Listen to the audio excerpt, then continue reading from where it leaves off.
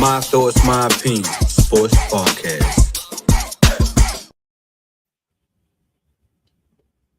Yo, what it is? Welcome back to another episode of MTMO Sports Podcast.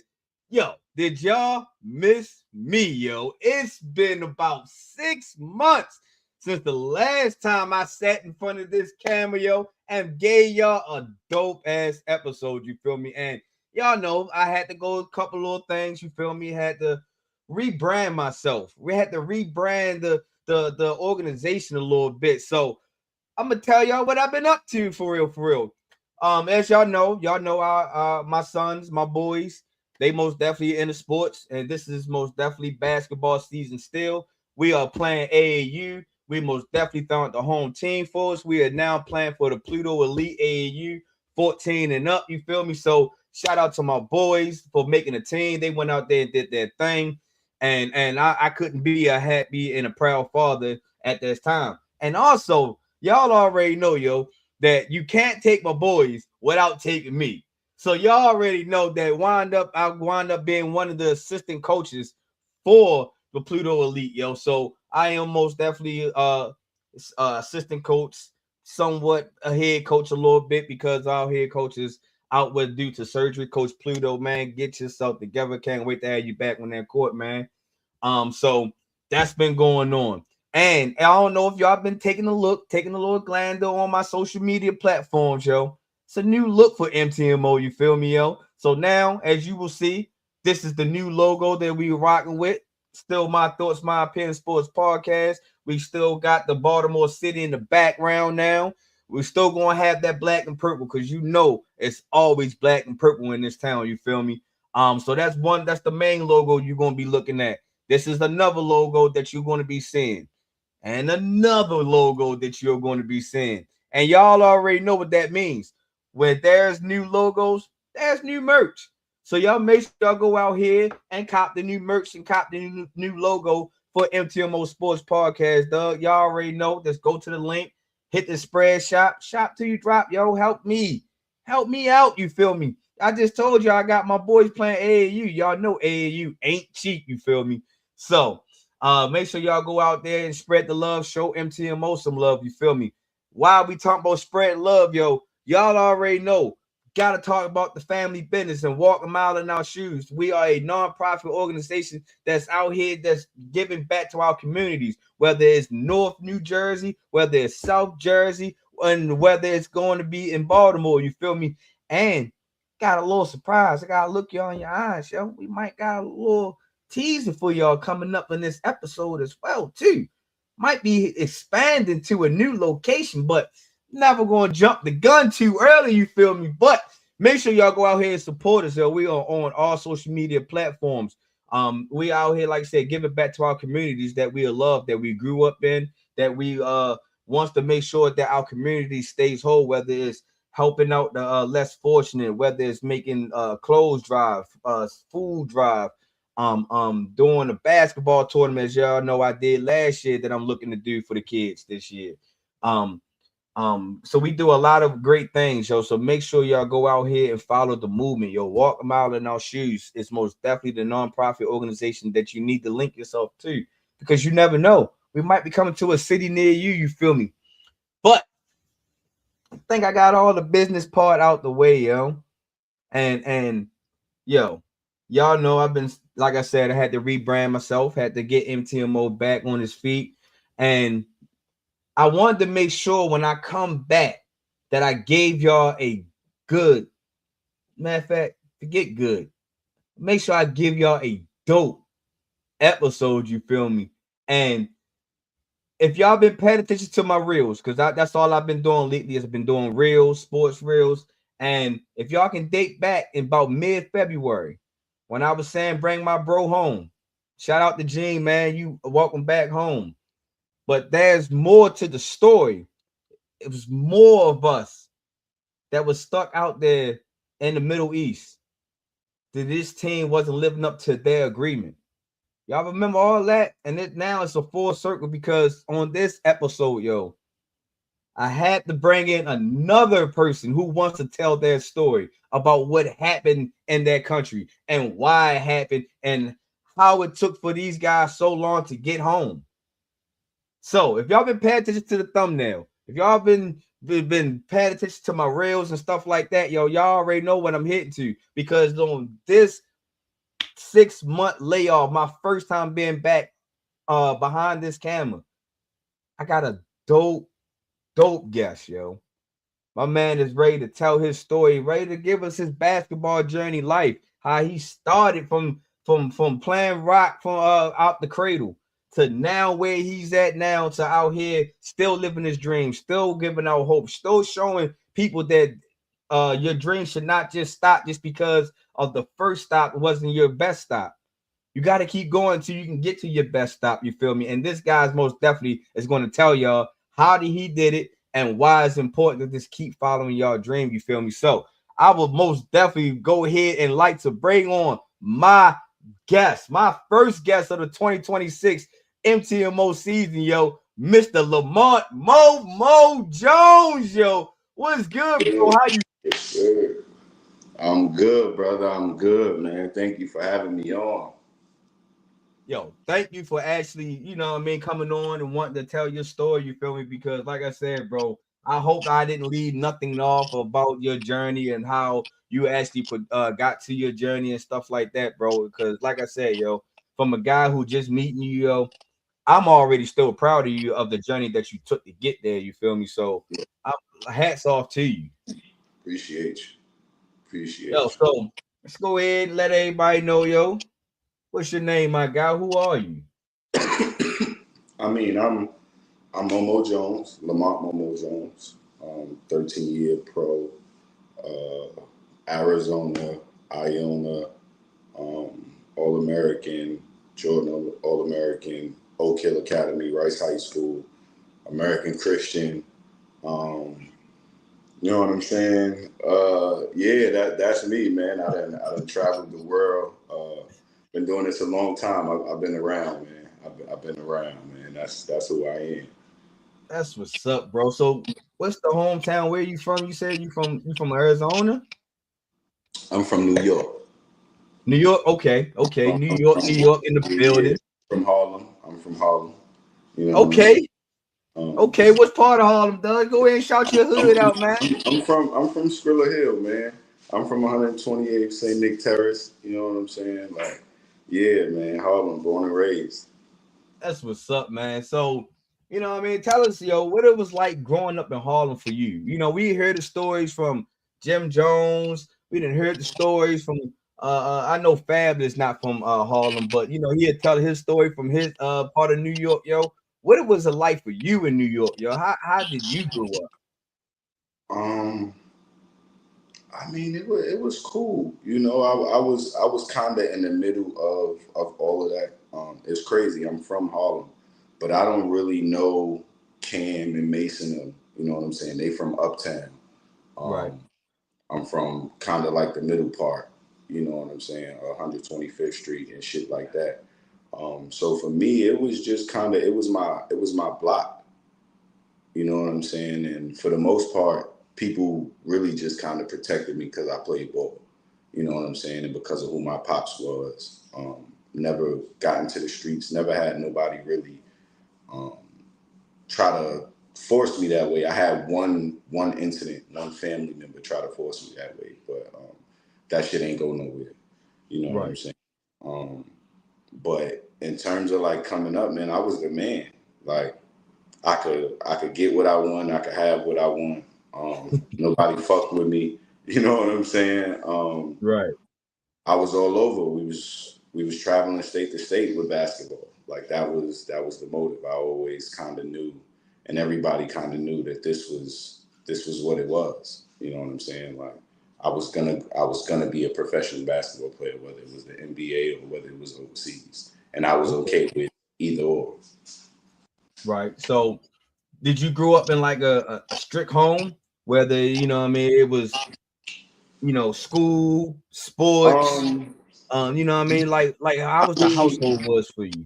my pops, well, my biological pops, he was in jail since in and out since I was born, and then when I would say like 4 or 5, he went in for 20 years, killed the dude, and so he was a big time hustler in Harlem at the time. And then my mom's boyfriend, he ended up moving in.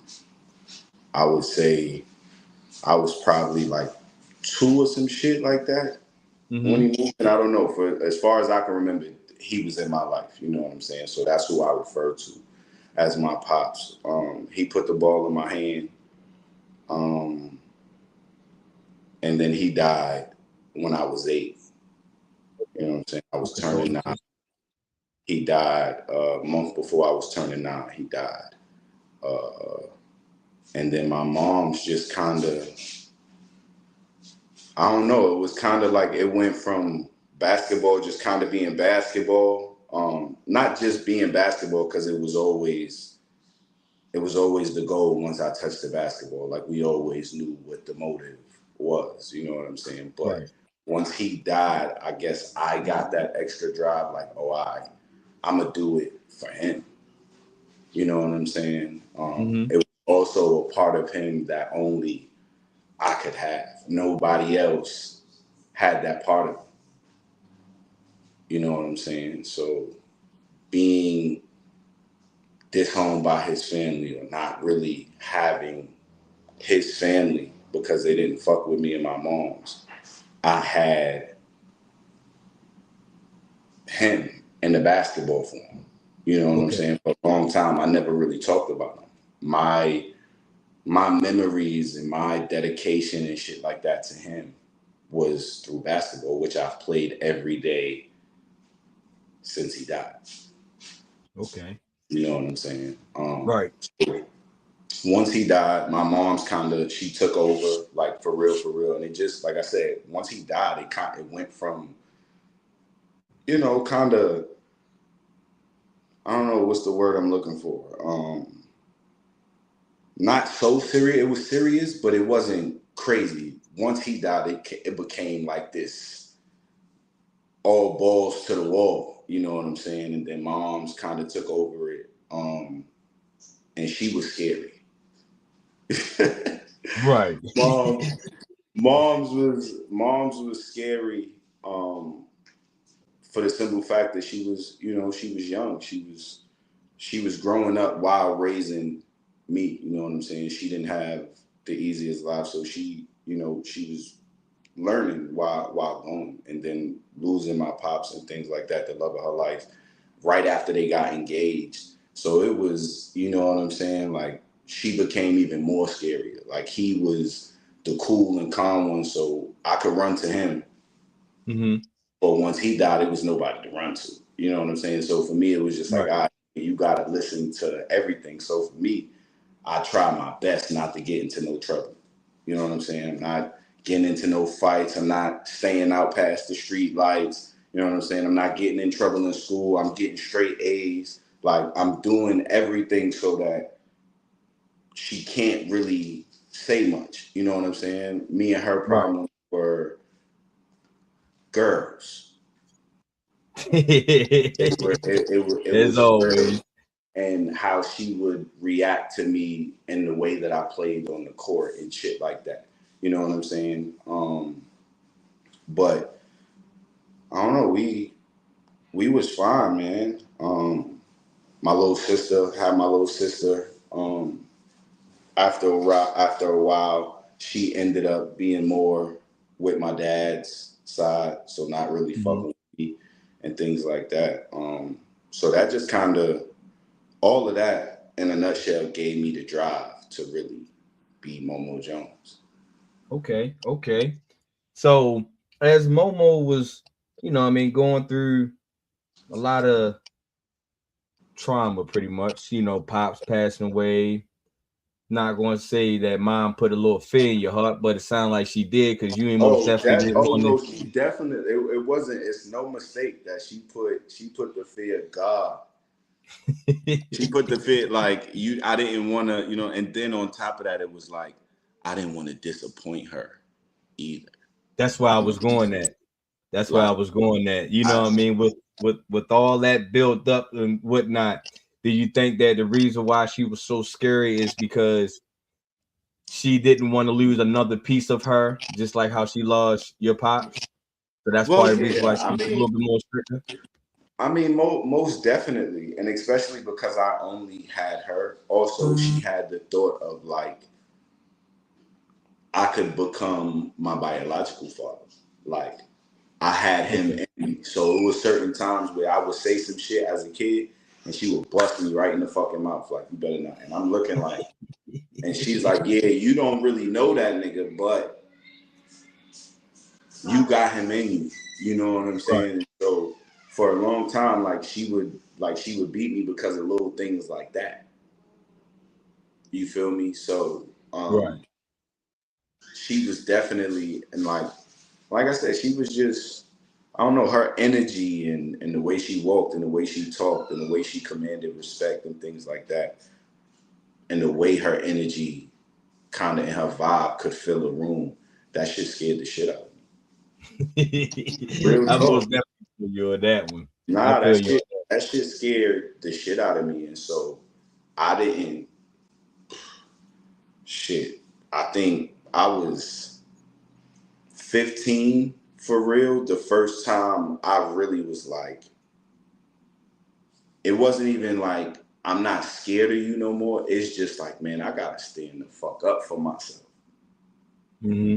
You know what I'm saying? Like, and Right. so for a while, like I said, it was like, it was like a puppet. You know what I'm saying? You do everything the right way. And granted, it worked. It Mm-hmm. worked. It's like it gave me the stability, it gave me the discipline, it gave me things that I needed to take on into my life as I'm a dad and a professional athlete and shit like that. So I was able to take those lessons and things like that and really apply them to my life. Okay. You That's know what's what I'm up. saying? So it seems like, I mean, mom's got the was supposed what did what she was supposed to do. She did the right job. You know what I mean? I mean, It was I mean, she did. My mom's did as much as I would say she could do. right. You know what I'm saying? Like she got me to a point where it was like sometimes there's no more for a person. You know what I'm saying? Sometimes it's Mhm. it's another level and it's things or whatever the case may be. And so I think for me as a child, my mother was, man, she was phenomenal and just kind of pushing me to want to be great. You know what I'm saying? Right. Just like that fear made me want to be great. That absence from my dad wanted me to be great. That will to want to, you know what I'm saying? Like, man, I want to get my family out of here. I want to get my moms and my sister out of here. Like, that made me want to be great. It made me want to be a demon. You know what I'm I saying? feel you. I Like, feel and you on that. for that time period, she was from, you know, 9 to 16. She was super pivotal. You know what I'm saying? In Mhm. shaping who I was becoming. You know what Right. I'm saying? Like that time from 9 to 15, 16, she was, yeah, man. She pushed those buttons and she got that train rolling, and you know what I'm saying? We here. So how is you and your mom relationship to this day? Um Shit. Kinda non existent for real. Really? Why is that? Yeah. Um Any particular any particular reason why is that, or do you think why is that? I mean, life happened. You know what I'm saying? And like I said, you get to that 15, 16 part where, age where you start to get a little voice. And then for me, I didn't just have a voice, I was Momo Jones. You I know what feel I'm you. saying? And for me, I was put in a position where everything that I knew was kind of it was about to come to an end for real. You know what I'm saying? I'm Mm-hmm. about to transfer from Rice High School. You know, I'm leaving Rice not because I want to, but because my mom wants me to. And so I'm about to leave, and everything that I once knew is changing.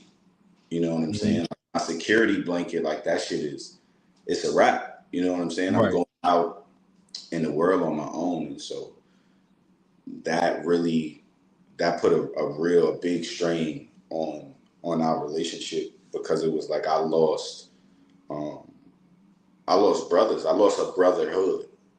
You know what I'm saying? Like you Mm-hmm. from Baltimore, DC area, like you know that the Matha, you know what I'm saying? That Montrose Christian, you know Mm-hmm. what I'm saying? Like that brotherhood means something. Right. You know what I'm saying? Like, so to not follow through with that, and to, you know, these guys and these brothers that you're growing up with, you know, you just kind of leave them hanging. You don't give them no explanation, no nothing. You know what I'm saying? You go from, Right. you know, losing in the championship to, you know, you just out, like, you Just feel me? Like floating. you It's just floating. I floating, feel you. like, and for no reason. Like it was, you know what I'm saying? So I lost, and to this day, like I still got some guys that, you know, I don't talk to for, because of what I feel like is me, you know what I'm saying, me leaving. Like we don't have the best of relationships. Not that we got any problem, but it was like the relationship we once had, we don't. Kind of went You know, stale. you know what I'm I feel saying? When they have certain conversations, or when we're in certain rooms together and there's certain conversations being had, I can't have those conversations. And so something like that pisses me the fuck off. you. I feel you. You know what I'm saying? Because I feel you. that was my life. Like I came out the pussy a Rice Raider.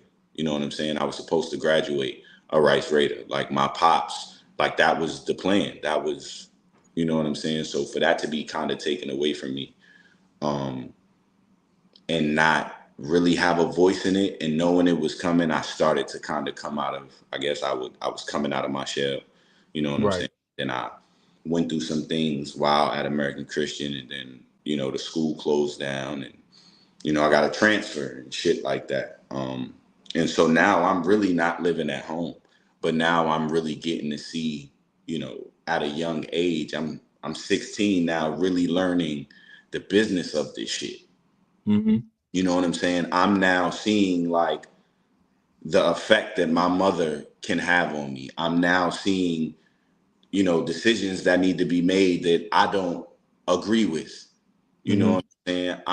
But now I'm seeing Tyreek Evans go through how he's going through it and how he's handling the process and what he's getting. You know what I'm Right. saying? But then I'm also seeing who's for you, who's going to be there for you, who's really about to go through this grind with you for real. Like, Mm-hmm. and that's when I started to realize, like, not many people went through that grind with me. Like when I left Rice, it was me. I went to American Christian. I lived on my own. You feel me? We had two coaches living in the house with us. It was three of us living in the house, four of us living in the house. 3 bedroom, 4 bedroom house. We got two coaches in there. We got the motherfuckers staying in the same room. They grown men. We got them niggas staying in the same. You know what I'm saying? So now, Most definitely exposed early. I feel you. you feel me? So now I'm just learning life, and I'm on my own, and then things are happening, and you kind of seeing like nobody's coming for you. Nobody's coming to save you. Nobody's calling to check on you and see if you okay. You know what I'm saying? Mm-hmm. And then you start going from having, you know, your mom's at your game every single game, you know what I'm saying, to Mm-hmm. nothing. Like, and it's not like I'm in West Bubblefuck. I'm in Chester, Pennsylvania. Like a few hours. I'm a 3 hour drive. You know what I'm Right. saying? So that year, you know, she comes to 2 games. You know what I'm saying? And Mm-hmm. it was kind of mayhem. Like her energy just in that game, you know, in those games was just like, it was like you might as well not be there.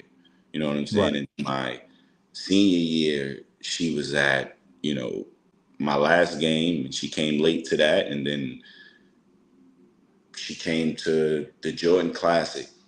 You know what I'm saying? So that was 2 games. And then when Right. I was in college, my first 2 years at Arizona, she, seen 1 game. You know what I'm saying? Missed a Right. few flights, me buying flights from my little college pension check. You know what I'm saying? Like, we wasn't Right. getting the money that these niggas is getting today. Yeah, true You know what shit. I'm saying? So you paying $1,000 for a flight, and you know what I'm saying? Ain't nobody getting on it. You losing money, and it was just kind of like, my mom's always kind of just had a fuck you attitude. Like, that's my mom's. You know what I'm saying? Right. You respect it or you don't. You gonna deal with her. You know what I'm saying? How you I deal with her. get you. That's who she is. And so for me, as I started to get older, I was like, man, I don't really gotta take that. You know what I'm saying? And so by the time I got to college, or by the time I was transferring to Iona, I was pretty much, we was in a full-fledged war. You know what I'm saying? Like, and I had a kid. You know what I'm saying? Like, it was mayhem. You know what I'm Hmm. saying? Through that, and then I went pro, and I lost a kid, and I would say losing a kid was really what made me forever look at her different. Hmm. You know what I'm saying? When you lose a kid, at 9 months, when you hold the kid for 4 hours and 21 minutes, that's, dead. You know what I'm Hmm. saying? Purple. And, nobody from your side comes. You know what I'm saying? Everybody just Right. kind of leaves you alone. Like, you know what I'm saying? You isolated. You by yourself. That was when I really realized how alone I was, and like, damn, like, fuckers really don't fuck with you. Right. You know what I'm saying? Like, and so that was when I really was just kind of like, damn, if somebody can treat me like this during this time, or not have my back during this time, no matter what it is that we went through, then you know what I'm saying? They never really gonna be that. You know what I'm saying? And Right. for years I had hope, and I hoped and I tried and things like that. But it just, who I am as a person and who she is, it just don't. I realize the shit just don't go together. You know what I'm saying? What she stand for and what I stand for, it don't align, and that's okay. Like, it took me a Right. long time to kind of. It's no disrespect to her. I am, like I said, I got to where I got to because of her. Like, on her morals, on her discipline, on her. I'm Momo Jones because of that. Right. You know what I'm saying? Personal is personal. You know what I'm saying? Hmm. And it just, like I said, I don't. The truth is the truth. You know what I'm Right. saying? For me, it's just I realize that I'm going in a different direction, and she's going in a different direction, and the way that she handles things and the way that I handle things, or the energy that I would want in my life and the peace that I would want in my life, it doesn't come like that from over there. So in order to protect myself, you know what I'm saying, in order to, just kind of stay in my bubble, and protect me and be at ease and be at peace and be able to handle my world the way that I need to, I just kind of, I stay away from it. I don't, it's no static, you know what I'm saying? Right. Or at least not on my end, you know what I'm saying? Right. It just got to a point where it's like, you kind of get to a point sometimes where it's like, you know what? I'm done. I tried. And then it's like, all right, I'm done.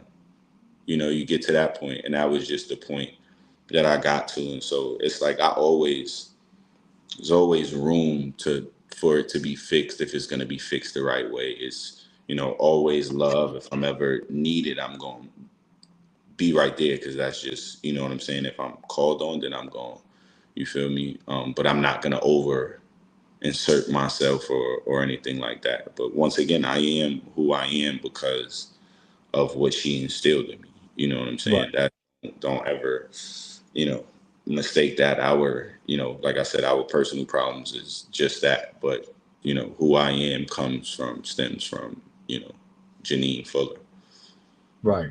Big shouts to mom. I really Yeah, hope y'all big most shout outs to definitely mom. You know what I'm saying? Big shout. commend. It's fucked up because these are conversations, like I said, I've kind of stayed away from podcasting and things like that. And these are conversations that I wish I could have, had with her. But Right. due to whatever reasons and things like that, we've never really had the conversations. Right. And so now it's just like, instead of, for me, I can't hide forever. You know what I'm saying? True. Like, at the end of my True. career. So these are questions and conversations that's going to come up, and I'm more than happy to answer them. Like I said, it's fucked up I couldn't have certain conversations that I would have wanted to beforehand, but it is what it Right. is. It's my life, and it's my experience. But shout out True. to True. Yeah, shout out to him, man. I really hope y'all can most definitely mend your relationship before things get too far gone. But most definitely, big shout outs to her. So no, during your time, big shout outs to moms. You feel me? Like I said, man, she protected me. Like, don't ever, never shitting on moms. You know what I'm saying? right, It's, you know what I'm saying, a real conversation. I'm gonna be honest, but mom's held it down, protected me. You know what I'm saying? Like, she gave me the balls to be me. You know what I'm right, saying? She made sure, nigga, you gonna get the fuck out of this hood. right, You gonna get the fuck off this block. Like, and I think for her, honestly, I think it might be like, yo, if you hate me at the end of it, for whatever the reason is, I think she can live with that, because you know what? I didn't go through what half of the people that I grew up with, that we seen, that she grew up with, the shit that we seen. I didn't grow up like that. I seen it. You know what I'm right. saying? I have friends that went through it. You know what I'm saying? But Mm, I was fortunate enough to, like I said, I had my mom's, and she was a fucking one man army. right, From nine to 16, anything move, you wasn't stopping her. You couldn't stop her. You know what right, I'm saying? Like, so, like I said, if it's not for her, you know what I'm saying? I'm not even sitting in front of you having this conversation, because I'm probably a nobody. You know what I'm right. saying? So yeah, man. I feel you on that one. You Yeah. touched on it a little bit. Yeah, we was talking about moms, man. Your high school times. You went to what, like three different high schools before you actually graduated? Yeah, Um, I went to Rice. I went to Rice my freshman and my sophomore year. And then I mhm. transferred to American Christian with Tyreek Evans. And then once that shut down, I transferred to Oak Hill. Okay. And so, and to clear, a lot of people be like, man, it's Momo moved around and blah, blah, blah. That's all you hear. Like, I always hear Momo. And people don't understand, like, some of the situations I've really had, like, shit.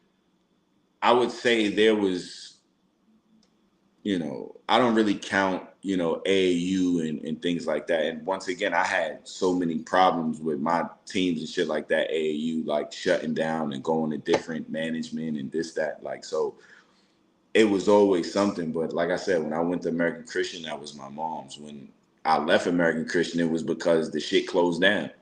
Right. You know what I'm saying? The school was literally built for 4 years for Tyreek Evans. Right.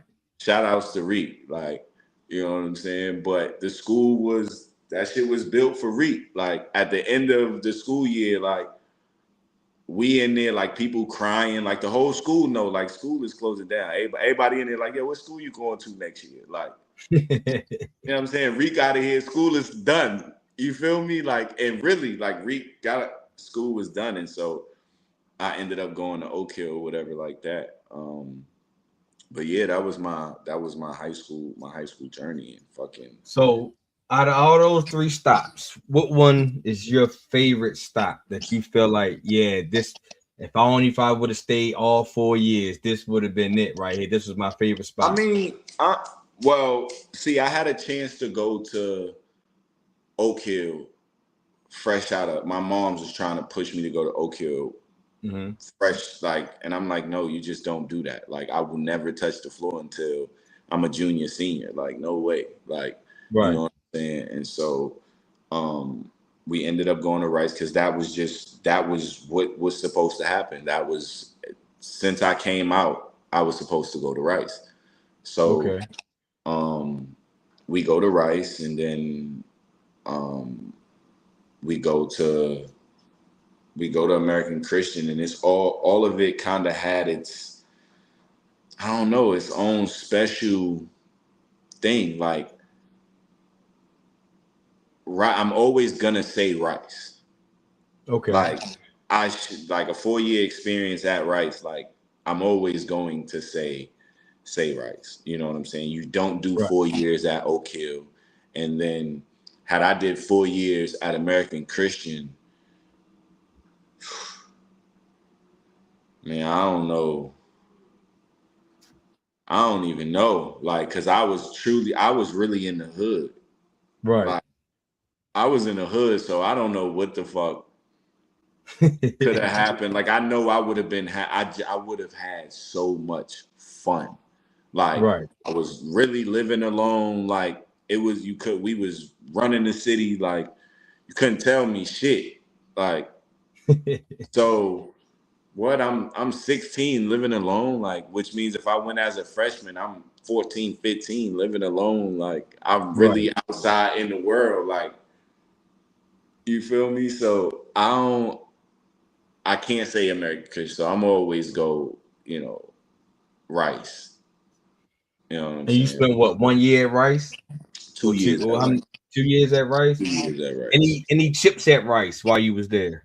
Yeah, I got one chip at Rice. And then uh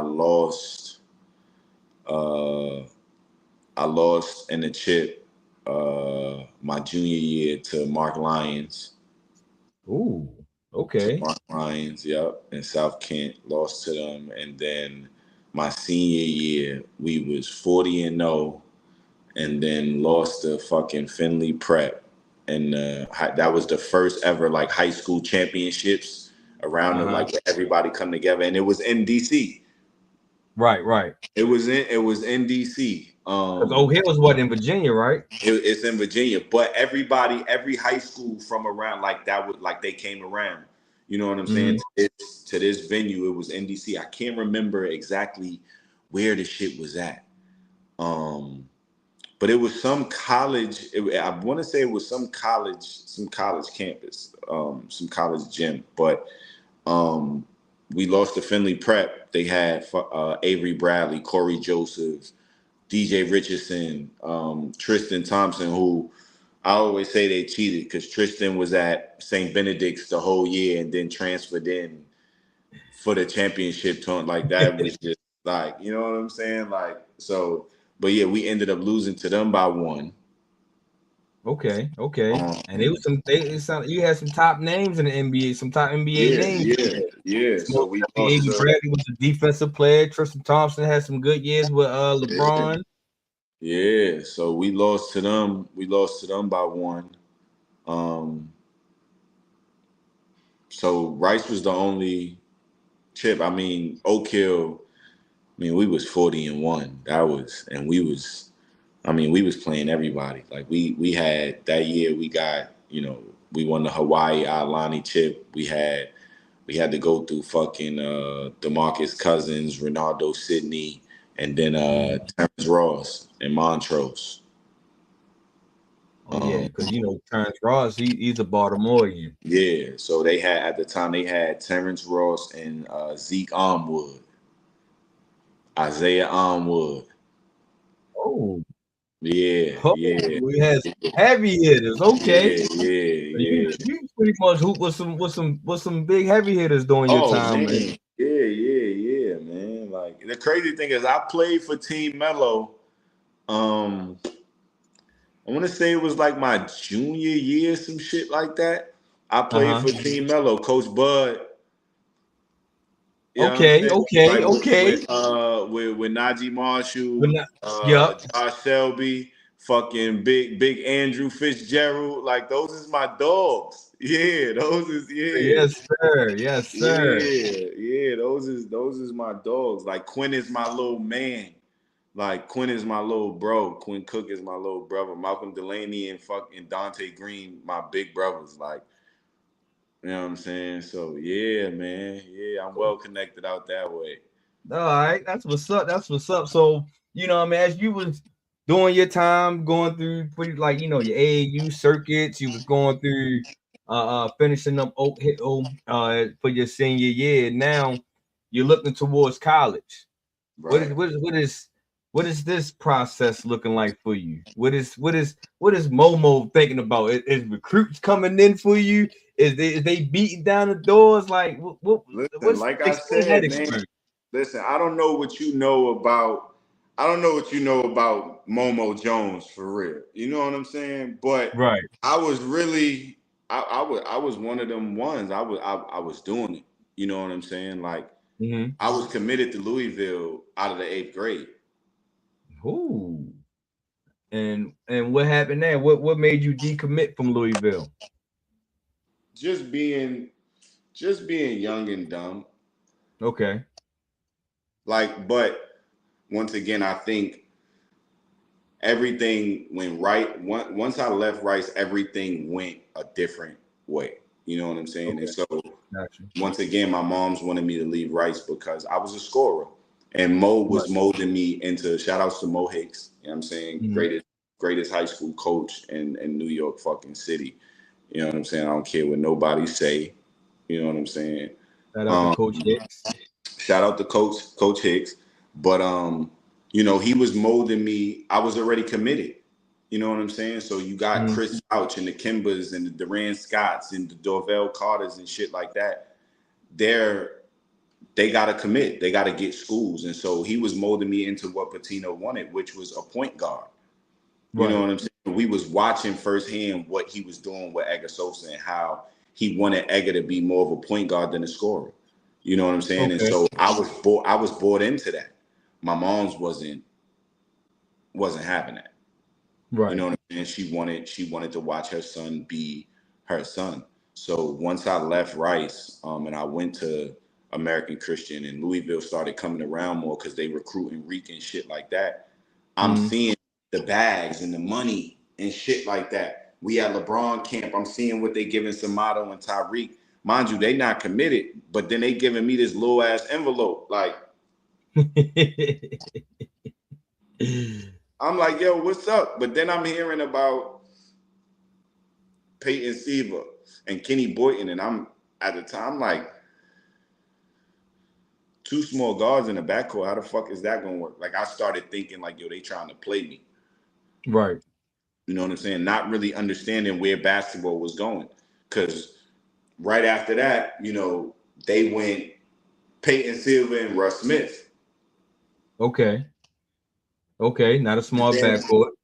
and then I turned down Florida because they wanted to go me and Irv Walker and Kenny Boynton. And I'm like, yo, we too small. Like how like we can't play together. Like somebody's gonna be the odd man out. And Right. so I wasn't doing that, but it ended up working or whatever. But that decision to leave Rice kind of, it trickled down and I ended up decommitting from Louisville. And then I committed to my senior year when I was at Oak Hill. I went to Blacksburg. Okay. Okay. I went to What Virginia made what Tech. made you take, what made you go to that decision? What made you I take went that to decision? I went to Virginia Tech, Seth Greenberg. It was really Malcolm Delaney. Okay. Um, I always like dreamed of playing with Malcolm Delaney, like pause. You know what I'm saying? I I feel always you. dreamed about like driving and like kicking that shit to Malcolm Delaney for a game winning three. You know what I'm saying? Like, Mm-hmm. and so the intrigue to be in a backcourt with Malcolm Delaney, and then they had Jeff Allen at the time, who was a beast.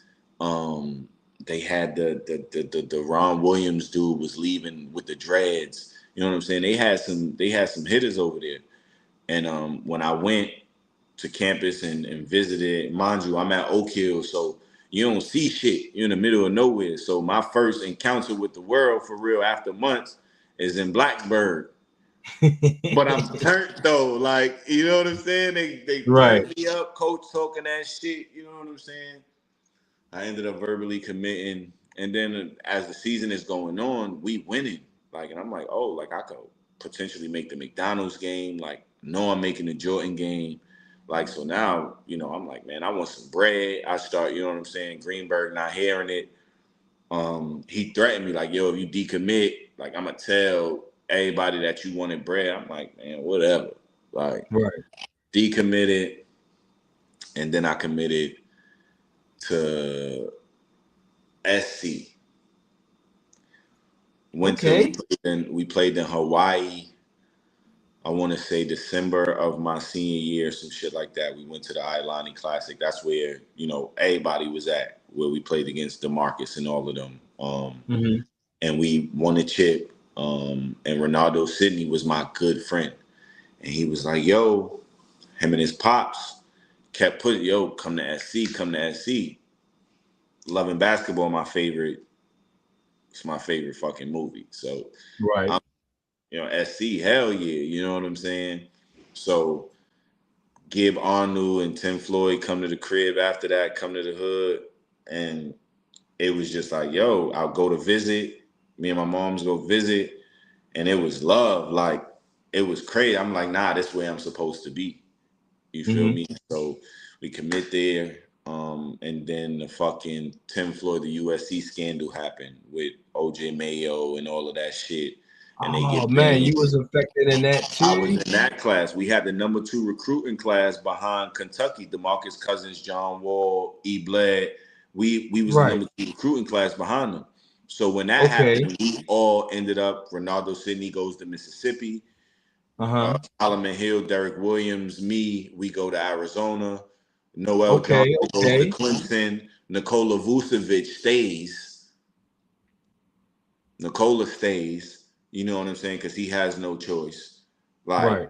but then they're banned. You know what I'm saying? So that's how that happened. And then I had like when it happened, I found out I was on my way to hoop in a street ball tournament called Hoops and the Suns. Um, Okay. and fucking that shit was on ESPN, and one of my boys called me. It's like, yo, did you see ESPN? I'm like, yo, what's up? He like, yo, Tim Floyd resigned. Da da da da. Shit was crazy. And I ended up having like a week to choose a school. So I visited Florida, and then I visited Arizona, and then I was supposed to go to Memphis, but on my Arizona visit, I ended up committing to Arizona. I was like, nah, this is, and then Book Richardson was there. You know what I'm saying? Okay. Gaucho, New Okay. York. So I'm like, yeah, this is where I'm going. You know what I'm saying? And so that's how that happened. And shit, what, a week and a half later, I was at Arizona. So as I mean, during that time, because it's different now. Now you can just hop in the transfer portal and you off to the races or whatnot. But during Right. that time, social media ain't as big as it is now. Um, communication it wasn't the same back then. So as you saying, yeah, I'm gonna go ahead. Nah, I'm not gonna go ahead no more. Yeah, I'm gonna go ahead. Nah, I'm not gonna go ahead no more. Have any other school tried to blackball you or blackmail you with you keep committing and decommitting?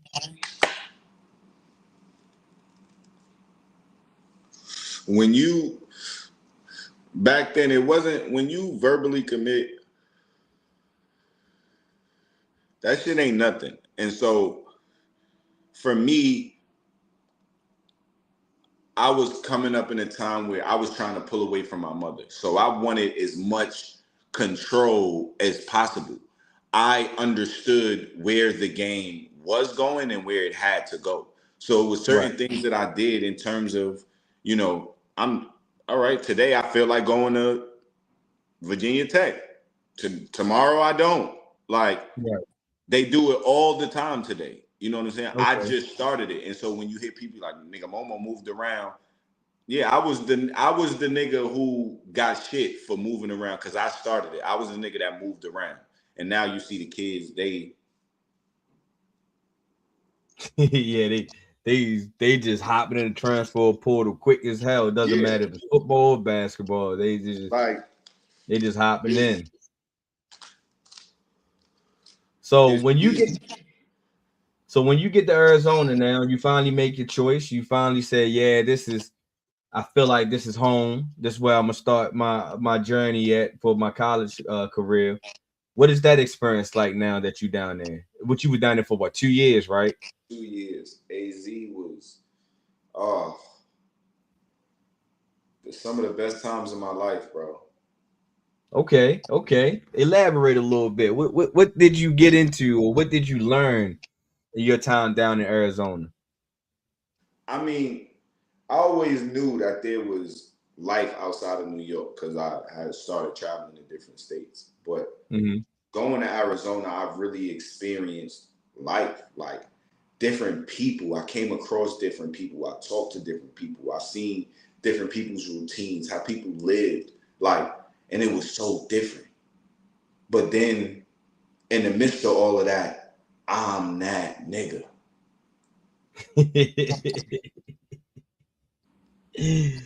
Like, and not just because I play basketball, but I'm a young nigga from Harlem who walk like it, talk like it, dress like it, and act like it. Right. And they ain't never seen this shit before. They ain't never seen it. So now I got everybody, you know what I'm saying? Even, you know what I'm saying? I got football players like I done cracked in the crews that only for upperclassmen. But now nigga, you got the freshmen because I'm just like that.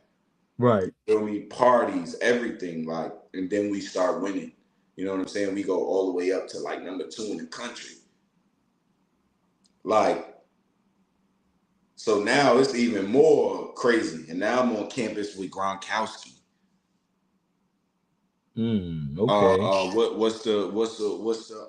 What's the quarterback from Philly? Nick Foles. Yeah. Okay. Okay. And then I don't know if you know the dude Mohammed Usman. Name sound familiar. He was UFC champion for a minute. Okay. Nigerian dude. His younger Okay. brother was on that Arizona team. He's a UFC fighter now. Bro, Okay. we had the who's who. My nigga, this dude, my man, De La Dean. Shout out to De La Dean. I don't know where De La Dean is at right now, but if you listen, shout out to you, my boy. So, like you said, you in Arizona, you having fun. You seeing different cultures, different people. You're now Arizona's being ranked number 2 in the nation. Um, uh, uh, uh, y'all made the big dance. Y'all, what y'all got all the way to what, like the Elite The Eight Elite somewhere? Eight. The Elite Eight. Elite Eight. So, tell me what is like now walking to you went through your regular season. You feel you starting to feel the vibe of Arizona now. You starting to Arizona starting to catch that vibe from you now. They starting to feel like that Harlem vibe is down there with them. As y'all now entering March Madness, and this is your first time, you're a freshman, and all this. What is No, that I was experience a like? sophomore. I'm a sophomore. Oh, you're a sophomore now. Okay, okay, okay. Sophomore. But I'm the starting point guard. I'm the heartbeat of the team. Second leading scorer. Like, you know what I'm saying? That was my team. Like, it was Derek Williams' team, but it Uh-huh. was my team. You feel me? It Okay. was my identity. Okay. So like I say, now y'all number 2 in the nation, and you're going into March Madness because it's March Madness now. We down to the final four now. So what is like your experience now going through March Madness? Is it your Man, eyes wide open? Is it like butterflies going through? Is like what's your experience like? I'm not gonna say it. I would say butterflies. Definitely Okay. butterflies. And it took me 2 games to really like get in the thick of things. You know what I'm saying? Like, cause it's so much going on. You know what I'm saying? Cause now you gotta adjust to the media and the waiting and the, you know what I'm saying, and all of that type of shit. Right. So it's so much shit going on. Then you're not playing till 10 o'clock. You might be on the West Coast, nigga. We got Duke and UConn, nigga. We play at 10 o'clock, 10:30. Right. So who did y'all beat in the first 65? Do you remember? We went through Memphis. Okay. They had Will Barton, Joe Jackson, and then we went through Texas, Tristan Thompson, Avery Bradley, Corey Josephs, fucking they had fucking Balbay. They had a dude named Balbay. Yo, when I tell you this nigga locked up. Locked up. I think he was like Greek or some shit. Yo, dude was what? What? And then they had Gary Thomas. Okay. Okay. Gary Thomas. I want to say he was either from the Texas area. But they had him. And then we went through and then we had Duke in the Sweet 16. That was Kyrie, Nolan Smith, Kyle Singler, Mason Plumlee, and then we had Kimba, fucking Jeremy Lamb, and it was Jeremy Lamb who fucking did us in that game. Baseline runners, boy. Yeah, buddy. So Kyrie is one of my favorite point guards of all time. What is like playing against Kai, yo? What it was I'm pretty sure it was a little bit challenging, you know what I mean? Because Kai is Kai. But he's a New Yorker as well. So Kyrie is strong. Yo, Kyrie is strong as fuck. That's what people don't get. Like, yo, he's so strong. You know what I'm saying? And it's crazy. I right. tell people it's funny because I knew Kai early on in high school. You know what I'm saying? 8th grade when he with the Gauchos and he little skinny nigga not getting no burn, and then nigga disappeared for like 2 years. Mm-hmm. And my junior year, which was his freshman year, Yeah, because he only played 1 year with Duke. no, my junior, no, but this is high school. Okay, My, okay. my senior year, which was his junior year, that's what it was. That's when he Okay. popped back up and he was Kyrie. When I tell you this nigga went on a hiatus for like 2 years and he popped back up and I'm talking about, I'm like, oh my God, like he really liked that. Was there a difference between the high school Kyrie than the college Kyrie?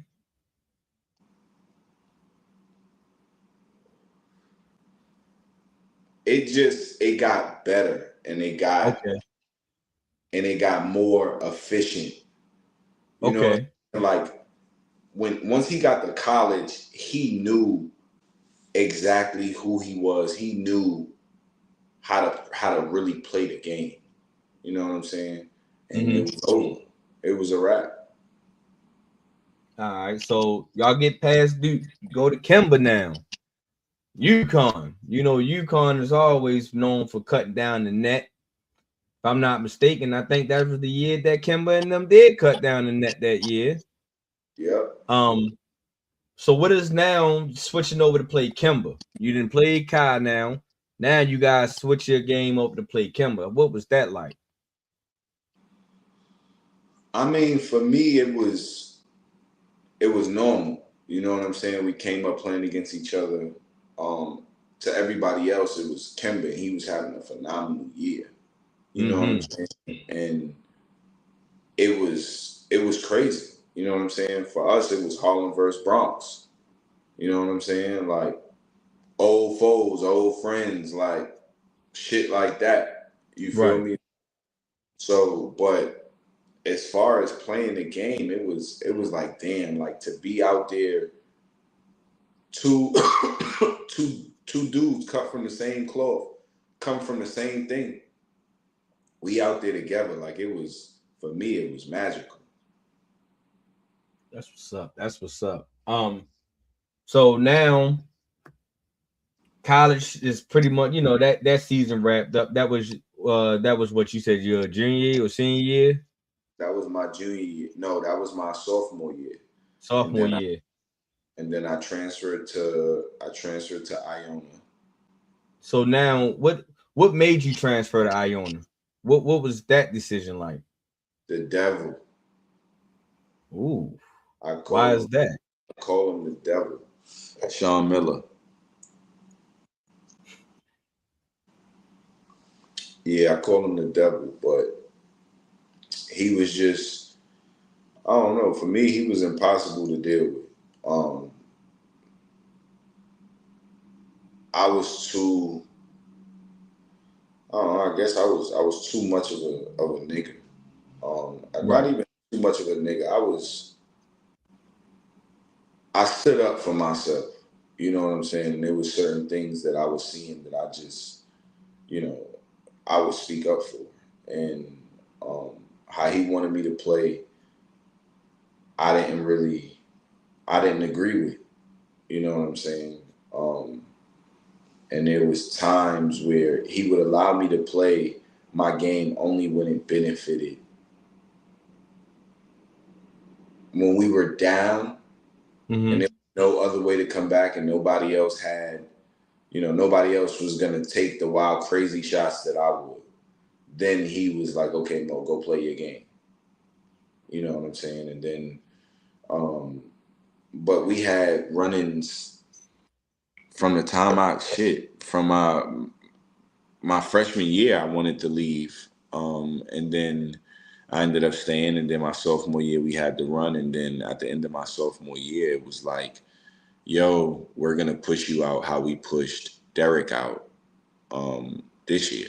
Like, you're next up. And so it was like, all right, bet. And so we, whatever, 2 weeks later, we have a pre-draft party for Derek. Mm-hmm. And, you know, we college kids, bro. Like, the shit ends at, like, in Arizona, everything closed at like 1 o'clock. So everybody like, yo, where we, you know what I'm saying? What we doing? We had just built a new $2 million locker room, $3 million locker room.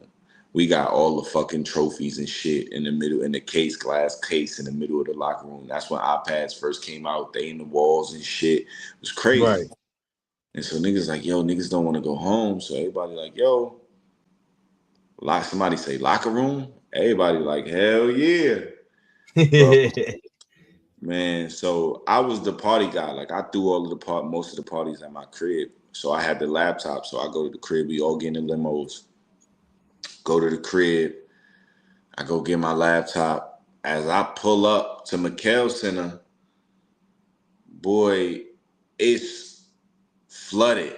Mind you, McKell sit 17.5 at the time. Right. It was like 10, 12,000 people in that motherfucker. Like, it was crazy. Like, and so I go, like, nigga, I'm in the front. Seniors is out there. My man Jamel Horn is out. I'm like, yo, L, you finna. He like, hell no. But now I could see the cops sitting right there, lights off. But it's too many people for them to really do anything. And it's not like nobody causing problems, but it's a party going on. You feel me? Right. Like, so they wait, you know what I'm saying? They try to wait it out for as long as they possibly can. So I go around the back, I go in the locker room, like, yo, we got to shit. When I go in, man, and you can only get in if you got the code. Only the Mm-hmm. athletes got the code. So when you go in, you got the study hall rooms in there, you got football, you got gymnastics, you got the girls basketball, men's basketball, you know what I'm saying? You got volleyball. So, nigga, you going in fucking the study hall rooms, motherfuckers is fucking on tables, they fucking in the stands, smoking weed, they fucking in the middle of the floor. It was crazy. Right. Going to the locker room, nigga, you can't even get in the locker room. Like the locker room door is open, it's being held open by people because it's so jammed in there. Like it's crazy. I go in, gotta shut this shit down. Turn the music off. I'm walking out. My man's be laugh turns the shit back on. Go back over. I cut it off. Nigga, turn it back on again. One last time, that nigga turn it back on again. I'm like, yo, you know what? Fuck this shit. I'm out of here.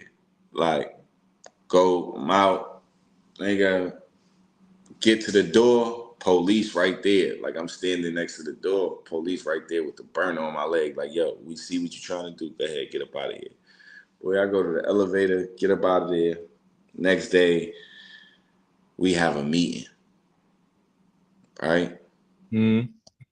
Back then, niggas got the Evos.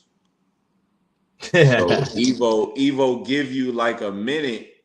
Evo give you like a minute or two to see your messages if your phone is dead. So nigga, I get the phone on. It was like 9:50, 9:51 or some shit. I'm in a hotel room right across the street with a little joint. Bro, the phone come on, I see the message, meeting at 10 o'clock, mandatory. So she like, take the car. She got a fucking royal blue Hummer. Nigga, I pull up to the arena in last night's clothes on. I got on a white button down. Bro, but I got lipstick all over the car. It's crazy. Like I smell like sex and alcohol. It's just wild. Then I pull up in the fucking royal blue Hummer. They looking, and I'm the last person. They looking at nigga book gold. Oh my God. Like this guy right here. Like, so we get in the locker room and they like, Sean is like, yo, who was here? He got on the board. Yes, no. So everybody say they wasn't there except for Brendan Lavender. Mm. So at the end, so he's like, yo, Brendan, you out. Mind you, Brendan about to be a senior. He already don't fuck with Brandon. So we like, I'm like, can't let this go down like that. So I'm thinking, all right, I'm gonna go up there.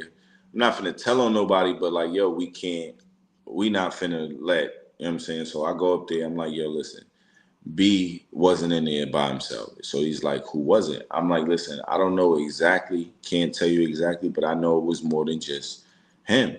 You know what I'm saying? Like, I'm not finna let him go. You know what I'm saying? If we got to take this as a team, then we got to take it as a team. I'm not finna tell you who was in there. But if we got to take the punishment as a team, we got to, you know what I'm saying? Right. But he can't go down by himself. Bro, they go, well, we know who party it was. And I'm like, okay. They like, yeah, it was yours. I'm like, what? Like, they like, yeah. So at the time, my best friend was going to school in Arizona at the time as well. He was supposed to be a walk-on, Trey Charles. And so they like, he came in early and told us that he threw the party. Mind you, told you my phone was off. So I couldn't even see the message. I don't know what the fuck is going on. Right. He must have went in, told them, I threw the party, so nobody thinking like nobody would get in trouble. So they looking at me like, nah, he threw it, you threw it. We know you was in here. But mind you, this nigga wasn't even at the party.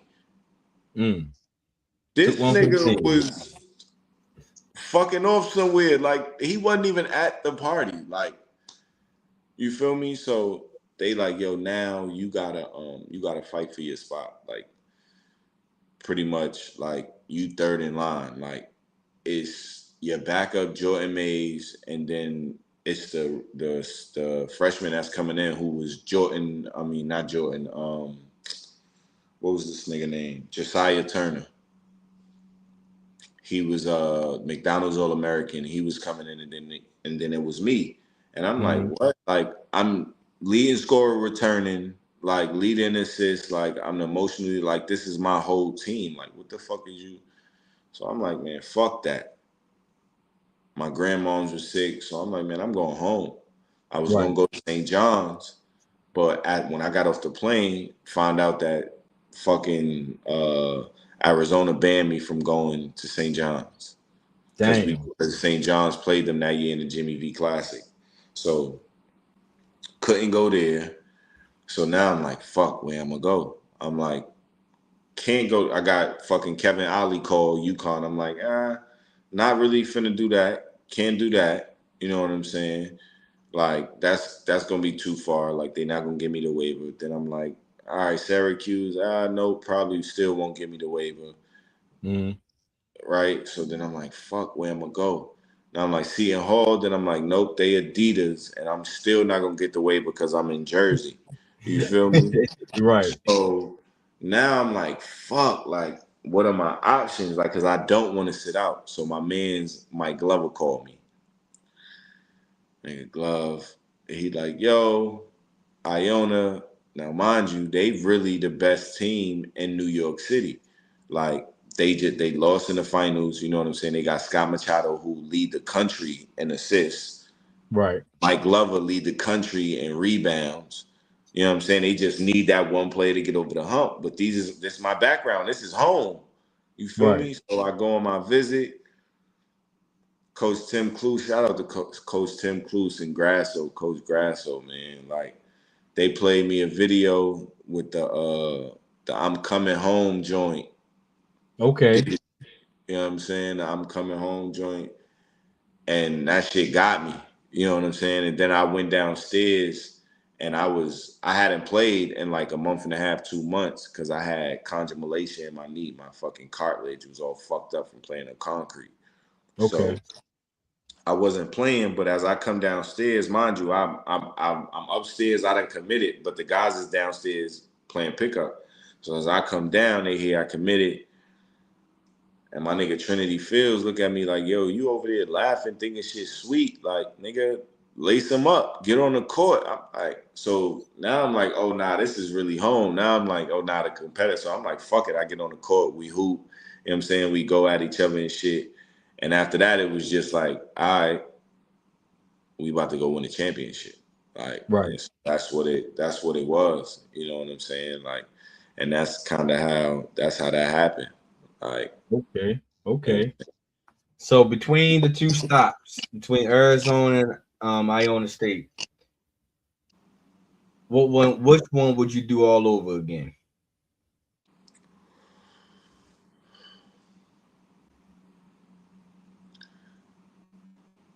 I mean,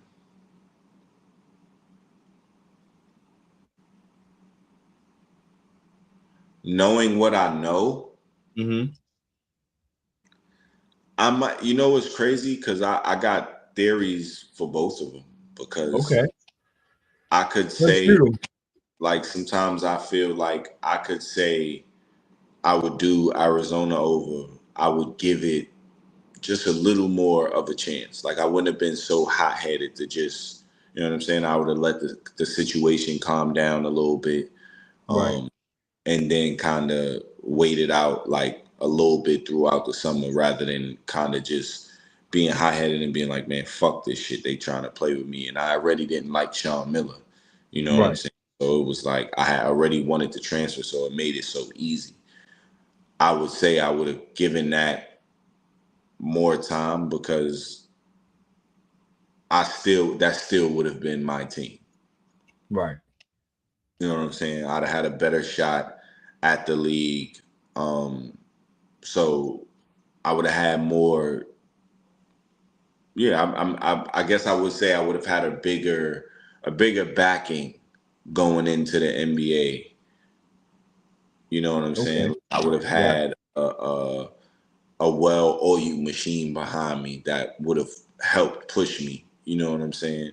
I Um, got you. I get you. knowing what I know. But then when it comes to Iona, I say, man, what if I would have just went to Iona fresh out? What if I was on that team and they didn't need that extra push because I was there?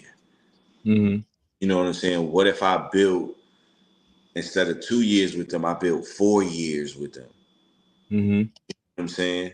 And instead of splitting a championship, getting one and losing one, you know what I'm saying? I would have been on that team where they just needed that one guy to get over the hump. And now I got 3 chips instead of one. Right. You know what I'm Okay. saying? Yep. Like, Yep. now I'm really more in the history books. Now I'm really, you know what I'm saying? Now I'm really interested, even though I'm still entrenched in the record books, but it's like still, you know what I'm saying? So I think about that, what could have been my legacy from that, and then you think about a business standpoint and shit like that. So Right. um, I got a lot out of both. Um, I'm gonna choose Iona, you know, in terms of just pure like the love that I got Mhm. there, the family atmosphere. I live in it today. You know what I'm saying? Right. My girl is, you know, I met at Iona. Okay. You know what Okay. I'm saying? My life is still that. I did my Achilles rehab at Iona. You know what I'm saying? With the same trainer that, you know what I'm saying, I trust with my life. You know what I'm Right. saying? So um I do wish I could have done uh more at Iona. I could have I would have done that for sure. Got you. Got you. Now that you try, you pretty much coming out your college career. You coming out of Iona now.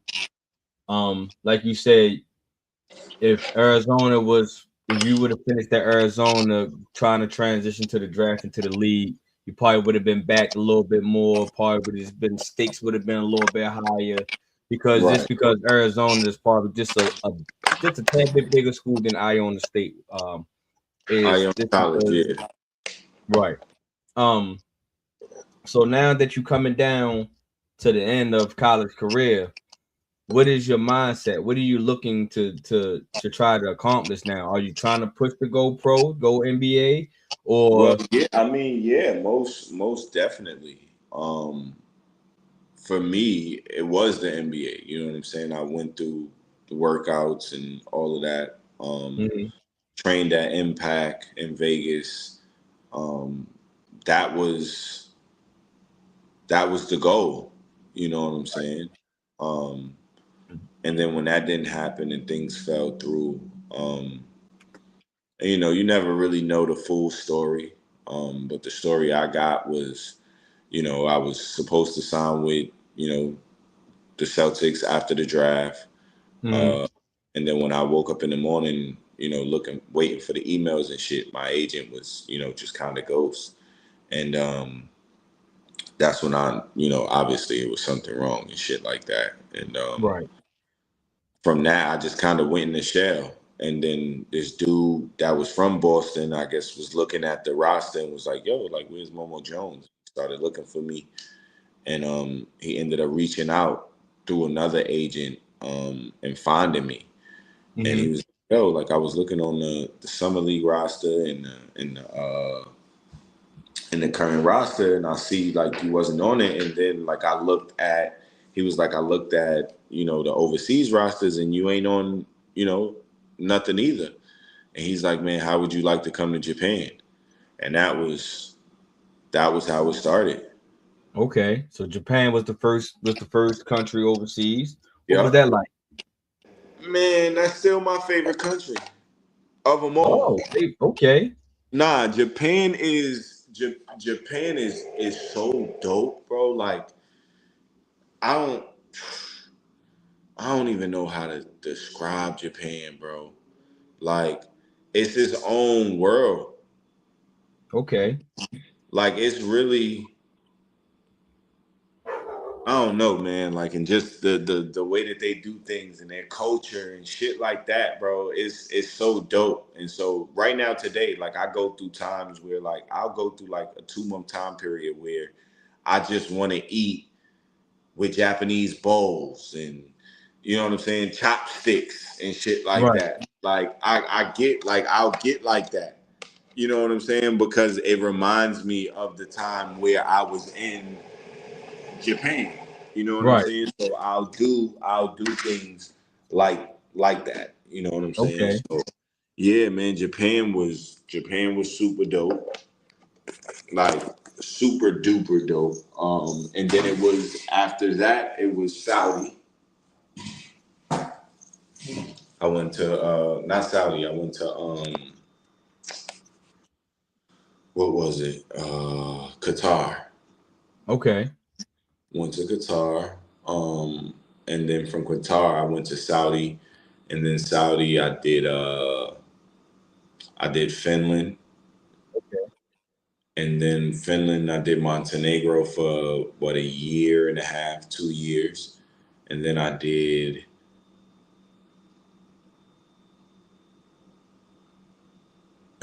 Germany for Okay. 3 years. I did Germany for 3 years, Turkey for 2.5 years, 3 years. And I Mm-hmm. lived in Turkey. Like I stayed in Turkey 2 years straight, didn't touch America.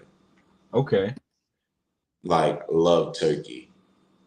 Won a championship in Turkey.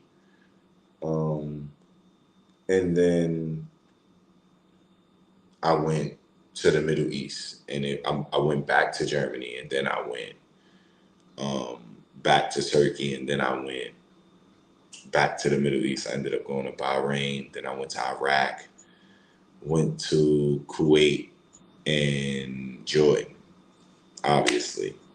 Oh yeah, we're gonna get there. We're gonna Yeah, get there.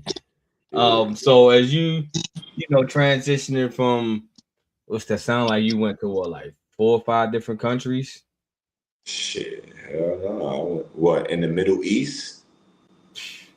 Yeah, in the Middle East, you went like four or The five. Middle East, I've been to, so we say Japan, Qatar, Saudi, um, Finland, Montenegro, Germany, Turkey, Bahrain, Kuwait, Iraq, Jordan. Okay. Okay. Yeah, So yeah. as been bouncing around, you've been 12, 11 countries. I lived 11, in 11 countries. 11 countries. They're like, woo! Like Most I people don't lived even most people don't even live in 11 states here, boy. in But 11 11 different countries. countries, and I But I slept my head one year. I slept my head in 17 different countries. woo. So how is that? How is that for you? How is that mentally? You're no longer home. You're far away from home. Man, You're that shit is amazing. okay. That shit is Is it amazing. is it is it because it's something new, or is it because of you in a different? You know, what I mean, why was it amazing? I mean, bro, you when you go to these places, like you and yourself are intriguing, and you gotta realize I've been doing this shit for 13 years. Right. You know what I'm saying? So I'm going to these places, and they not seeing my kind of swag. Like, they might have came across a dude that was from New York, but he was quiet and standoffish. You know what I'm Hmm. saying? Or they might have came across a dude from Arkansas who was quiet. You know what I'm saying? White boy Right. from Nebraska. You know, they never really came. They wasn't coming across me. You know what I'm Right. saying? Like I was pushing the bar, like, and I'm partying. You know what I'm saying? I'm wilding. You know what I'm saying? Like I'm partying, I'm drinking, I'm smoking. Like I was doing it my way. Like I was hell Mhm. bent on doing it my way.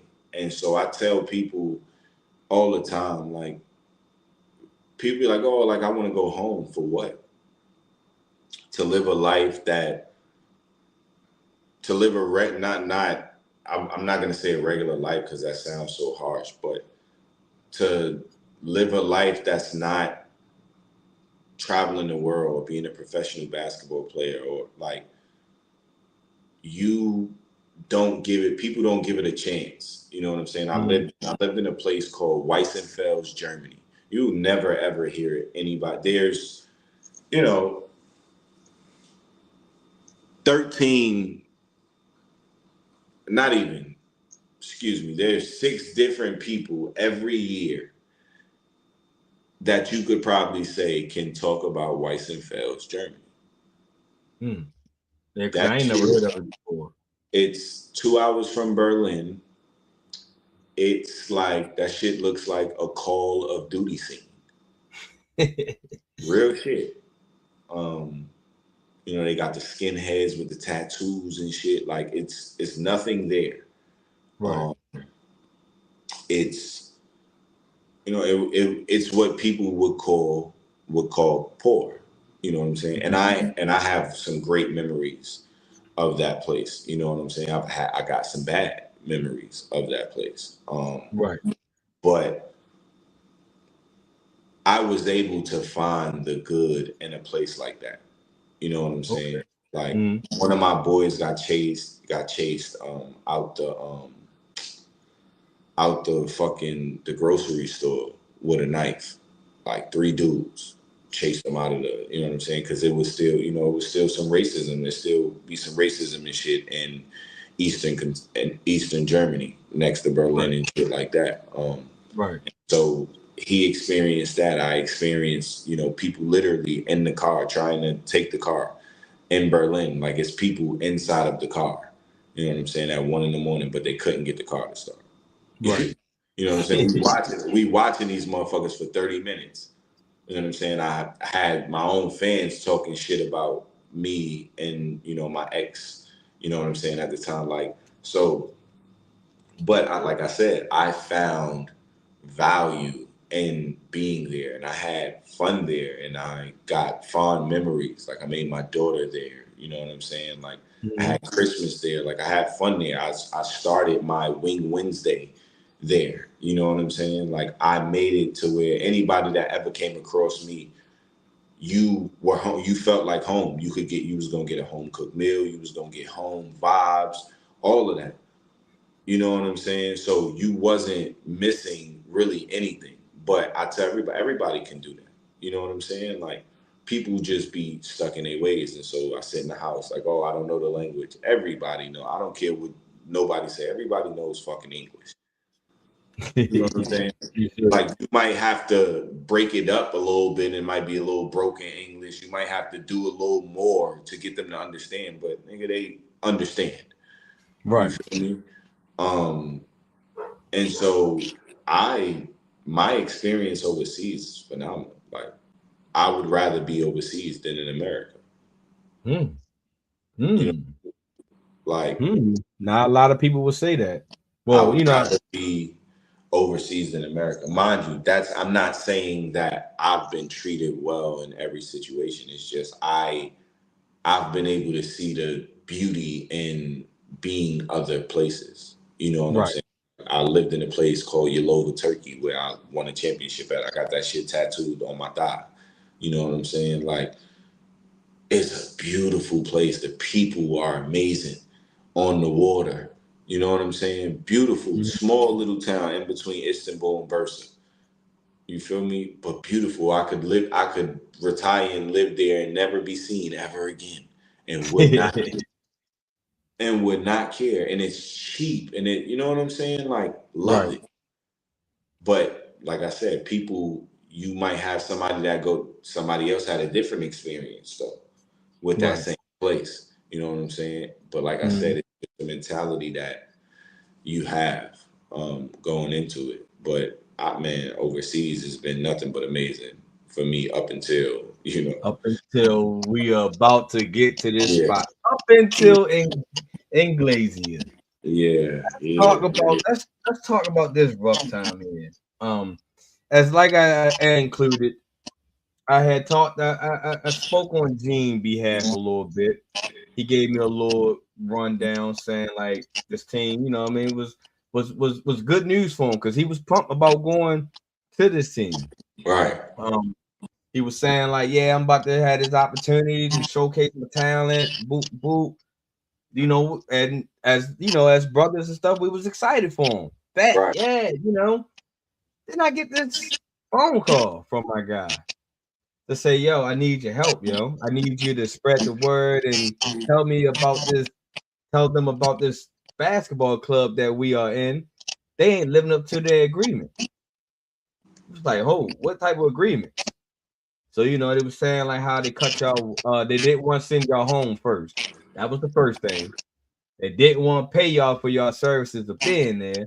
They cut y'all water off. They cut the heat off. They had y'all pretty much living in slums and some other aspects, man. And Well, let me damn, correct that. You know what I'm saying? We weren't living in the slums. You know what I'm saying? right, Like, it wasn't in the slums because, you know, some people will come out like, you know, there'll be agents that be like, well, they was or the team will be like, well, they lived in one of the richest, you know, areas in Jordan, which, you know, we found out we did live in one of the, you know what I'm saying? But that don't matter when you got three niggas living in one crib.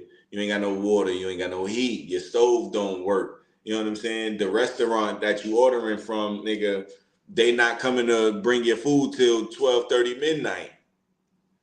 so all right. So what made you go to this basketball club? Let's start from there. What made Well, you I go mean, there? for me, man, like I said, I tore my Achilles last January. Um, Mm-hmm. so it was just for me getting back. I was really hungry to get back. I was waiting 14 months, and you know, I had a situation where I was going to go to Syria. Got to the airport. I had a little rip in my passport, and so dude was tripping, wouldn't let me on a flight. So I just took it as because I was going through so much just to even get this contract signed and whatever. So I was just Mm-hmm. like, man, maybe this is just God. You know, I'm not supposed to. You know, the war was happening. I'm like, man, he don't want me to go here. It's just bad. Whatever. You know, Right.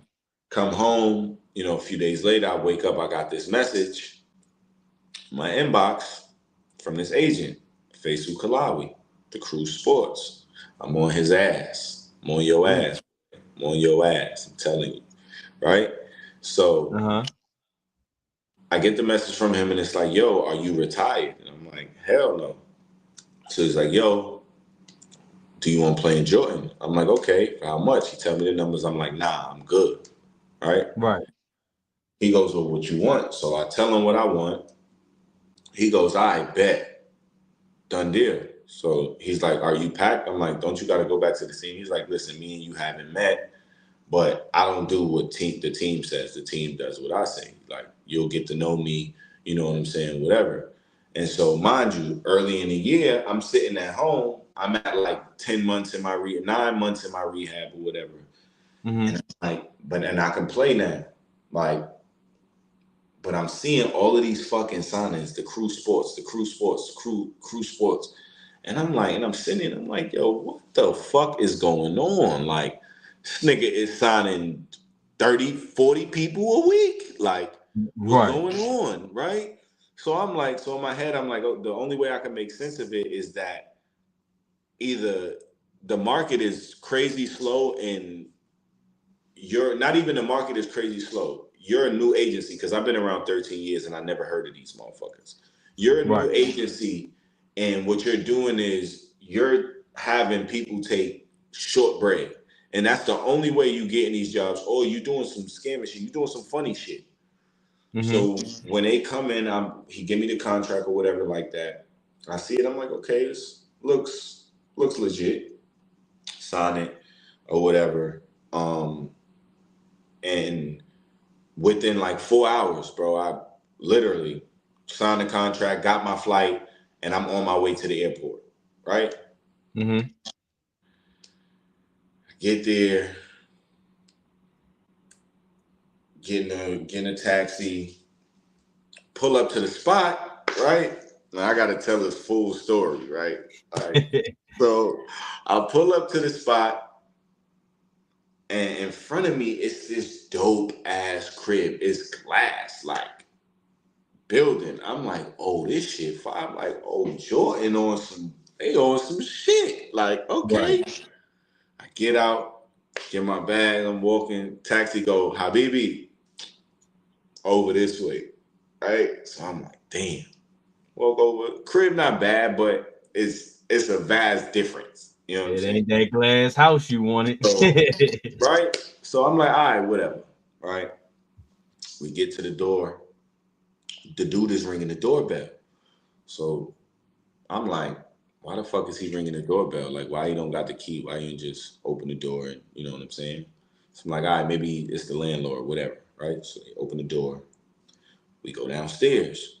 Now he knocking on the door. So now I'm like, yo, what the fuck is going on? Because I've never lived with anybody my whole entire career. They've never even tried to, like, I've had them put me in bullshit housing, like try to, and then I buck and then they put me in something else. But like Right. I've never had anybody living in a crib with me. Like I've had 3 bedrooms by myself. Right. You feel me? So I'm like, yo, what the fuck is like what's going on? Right? She's knocking on the door. I'm like, yo, this shit is crazy. So now somebody opens the door. Who is it? It's Gene. So now I look at Gene and I'm like, hold on, we living together? He like, yep. I'm like, oh, hell no. Right? So, all right, I walk in the crib. Now the crib is big. It's a nice crib. It's big as fuck. 2 living rooms, you know what I'm saying? 2 bathrooms, a big ass kitchen, a dining room, a big ass dining room area, 2 balconies, like, you know what I'm saying? 3 bedrooms. Like, it's a nice crib, right? Right. Man, I walk around the corner, big fella, Mason is in the house. I'm mind boggled because I'm like, oh nah, wait, Nah, it's 3 of 3 us. niggas. Nah, this shit is crazy, right? But now it's late, right? I'm like, okay, like I get in, it was like I got to the crib around like 7. Practice was at like 10, right? Mhm. Get off the plane, I don't eat, no nothing. Get off the plane, go to the crib, and we go to practice. So now in my head, I'm like, all right. I text the agent. He's like, yo, tomorrow in the morning, whatever, they gonna get you right, whatever. So I'm like, all right, I could give him that, like whatever, right? Especially because how quick everything happened. Next day come, we go to practice, come back, they take us out to eat. But mind you, Gene don't come to practice, right? So as soon as I get there, I start getting text messages from people like, yo, this guy that you signed with, he's bad guy, bad guy, right? So I'm like, the fuck? Mhm. Like, so, but then now I pull up. Now I'm in there. I'm with Gene, and now I'm smoking. Right, I'm in there. I'm smoking for like 3 hours. You know what I'm saying? My man's that was out there. You know what I'm saying? That was training out there. He'd be training people out there and shit like that. He came over. So we in there, my nigga G. We in there. We smoking, and now Gene get to talking. Gene from Jersey. We introduce ourselves. I'm like, all right, like I'm the older nigga. You know what I'm saying? I'm 36. They Right. younger. So I'm like, all right, bet. We just talking and shit. Like, I ain't no stiff dude. Like, whatever. Like, we talking. So I go to practice. Like, Gene is telling us, like, yeah, like, so they told me, like, you was coming in or whatever, but they just now telling me that I'm not playing in the cup no more and that you playing. And I'm like, yeah, like, I was supposed to play in the regular season. I'm like, but dude called me before I got on the flight, talking about he need me to get off the flight and get 60. Now, mind you, I tell dude, like, I laughed at him, like, stupid. Like, all right, whatever, nigga. Like, I'm coming off of Achilles tear. You know that. Like, what are you, right? Right. So now Gene is telling me what's going on with his situation. And I'm like, so they just got you here and they brought me in. I'm like, all right, bet. So we go to practice, everything's smooth, whatever. Coach introduced me. Like, he run down my whole career. Like, pretty much, like, it's pretty much like, man, it's great to have you, like, saluting me. You know what I'm saying? Get to practice and Right. everything cool. Right? Go out to eat, go home. Talking to G. Now they telling me I'm playing in the game the next day. So I play in the game. We play at 9 o'clock. At 6:50 at like what at like four, so I think it was like 4:58 or something. I text the coach like, yo, man, we need to eat, right? Cause now I Right. got up that morning, I get up that morning, bust it, I get up that morning, I try to make pancakes. I'm in there making some apple butter pancakes, bro. Like I'm a cook. Like I'm really a cook. I don't eat outside food. Like I really cook. So Mhm. I'm trying to flip the drink, but I'm like, yo, this shit is like sticking to the pan. I'm like, man, these bum ass pans. So like I take the pan, I pick it up, and now I'm trying to. But as I'm doing it, I'm like, man, this is bullshit. The fire off. So now I'm like, All right, I get the little barbecue lighter, and I'm trying to light the stove. Shit not coming on. Right. Stove dead. Out. This the first morning, right?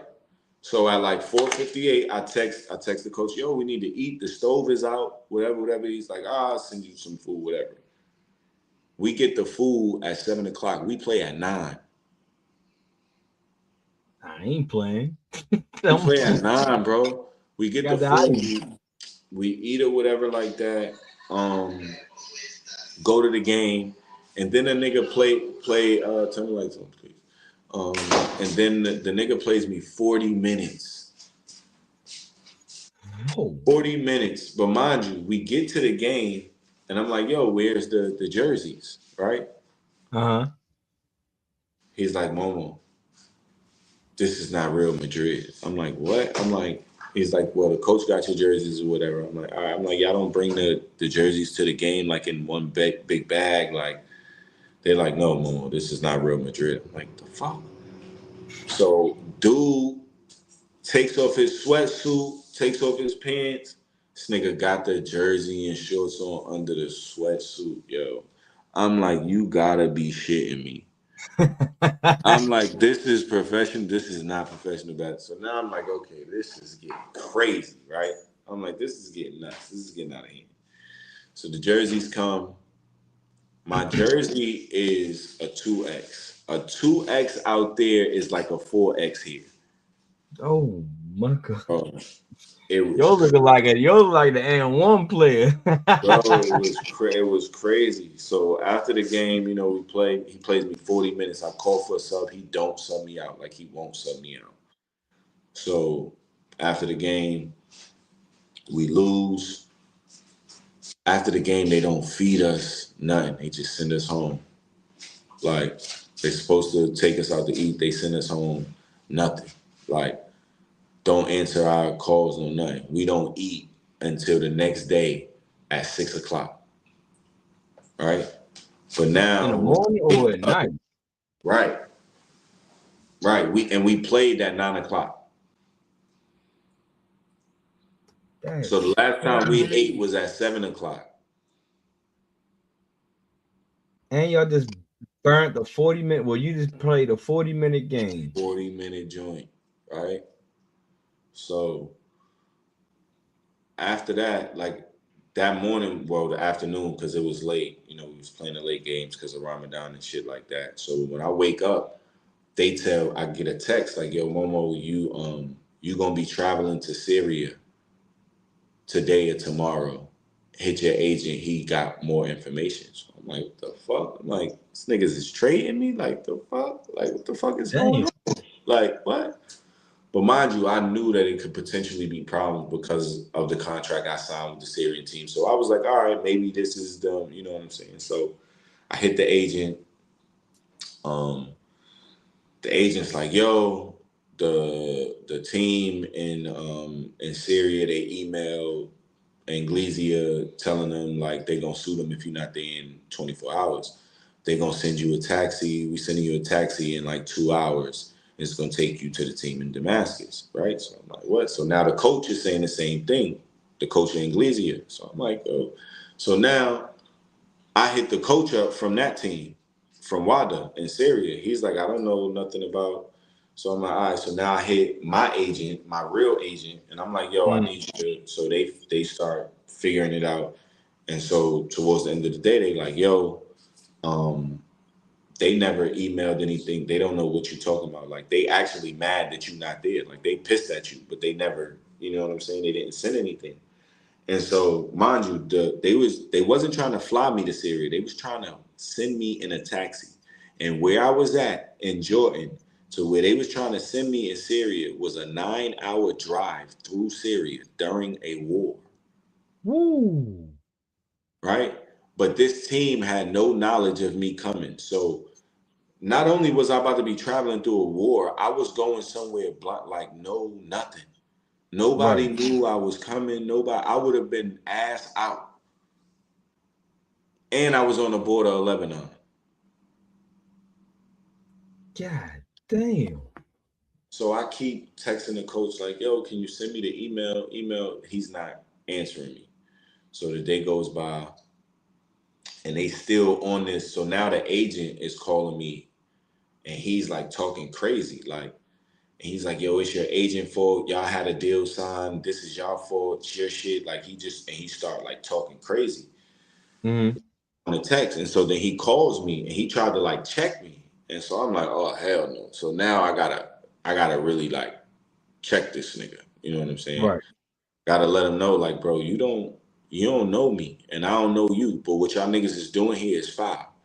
You know what I'm saying? And then we start now as the days go by, and I told him, like, yo, listen, if I ever call you out, because he was like, yo, you talking to my clients and you telling people that they could get them to sign like other jobs or whatever like that. And I'm like, because when I was talking to the WADA team, thinking maybe I was going over there, I knew we needed a big. So I was telling my Right. agent, yo, they're doing the big fella Mason dirty too. So like he would want to come to WADA if, you know what I'm saying?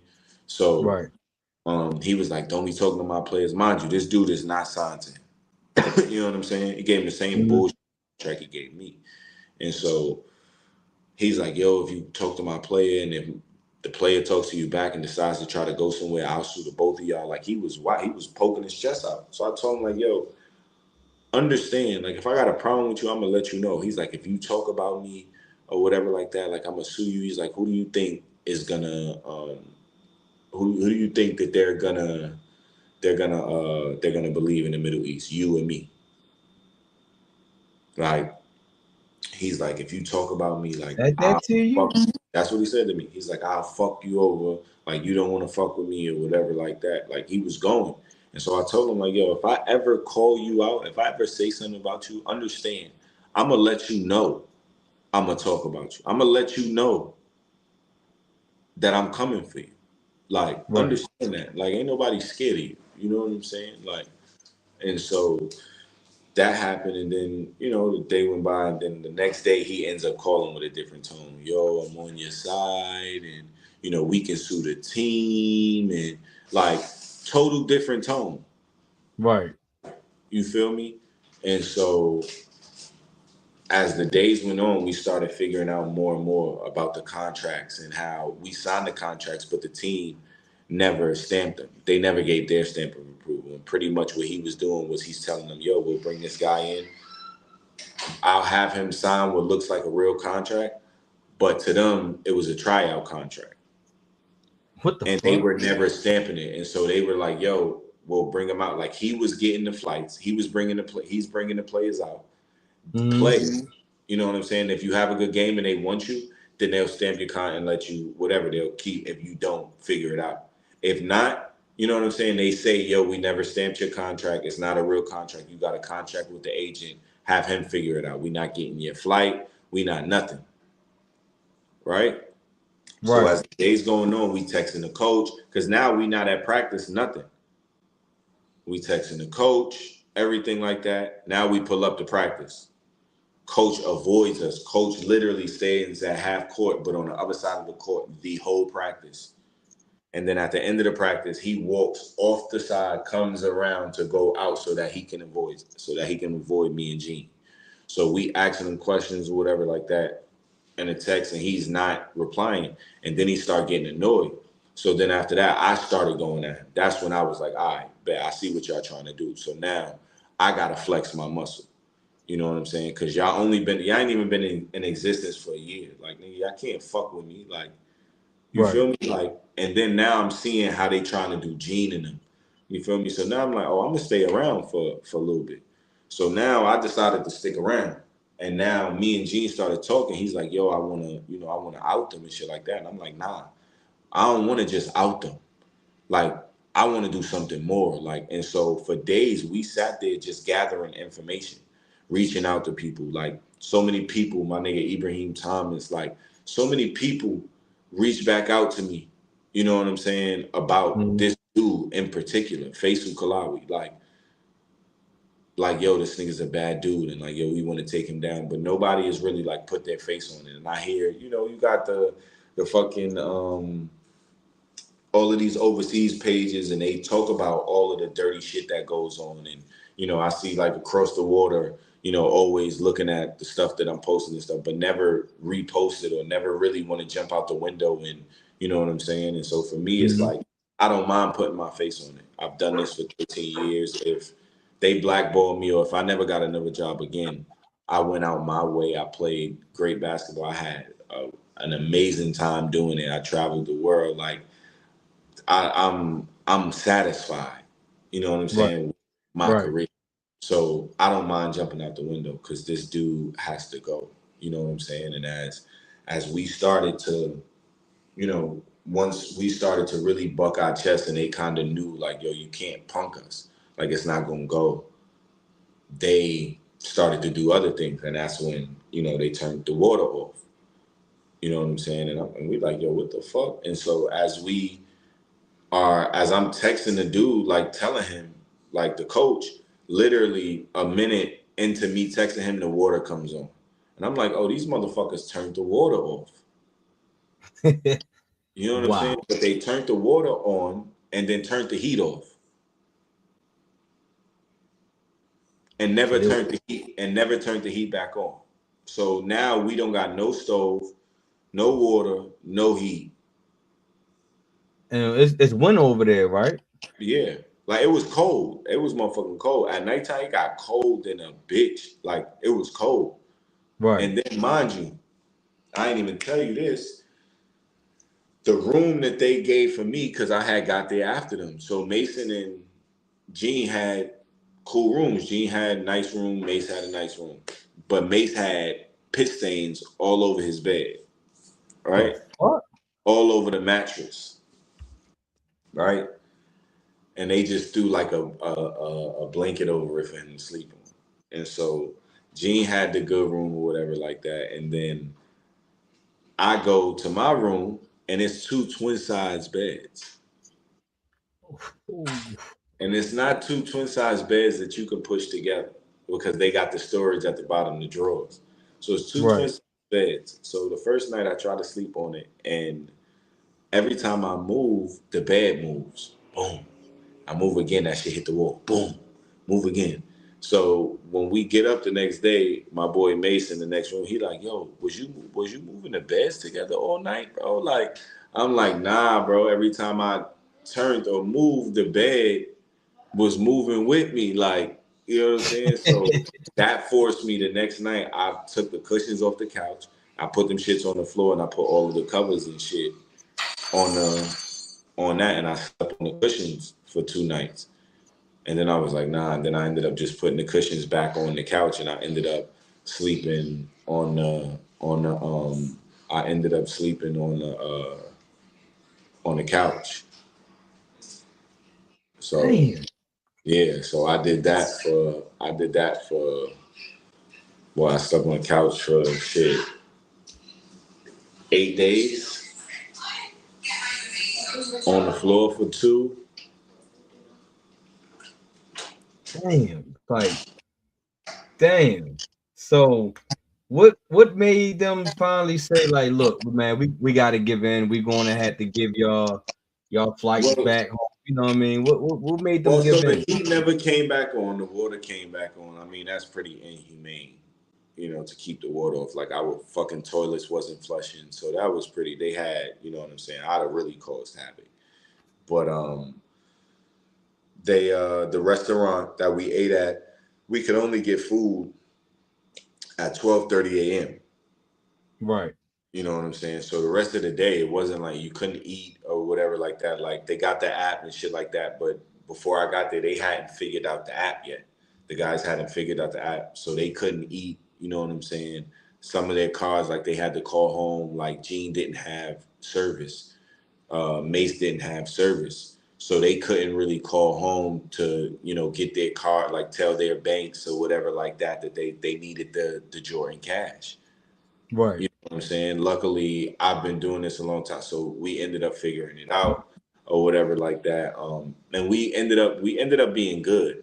You know, had we not connected the way that we did, and we let them play us against each other, which they was trying to do. Like the agent was telling Gene one thing, telling Mace one thing, telling me one thing. So was the team, and then they was trying to play us against each other. like as if like the agent dude, like the nigga really thought he was like a genius. Like you got three dudes in the house together from the same world, and you don't think that we're talking at all? We're going Right. through the same thing. Like, so he was trying to play it like that and shit. And so, like, as we started talking, we just started putting together a plan. Like, all right, this is how we gonna do it. You know what I'm saying? And we just kept letting homie dig himself a grave. We kept letting him talk and dig himself a grave because him in particular, Faisal, he's so arrogant. His ego, he works on ego. So the minute you hit it just a little bit, he gonna start talking and he ends up telling you everything you need to know. And so that's what it was. Like I put out like a little filler. I put out like, yo, great conversation with my boy IT Thomas and Cleanthony early. Like great things to come. Right.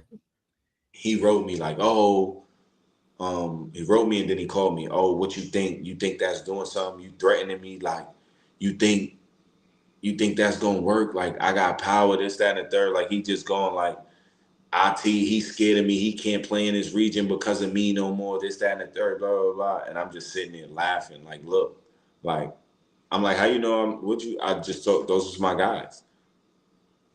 Like, those is my guy. Clee is from New York. IT, we was in Kuwait together.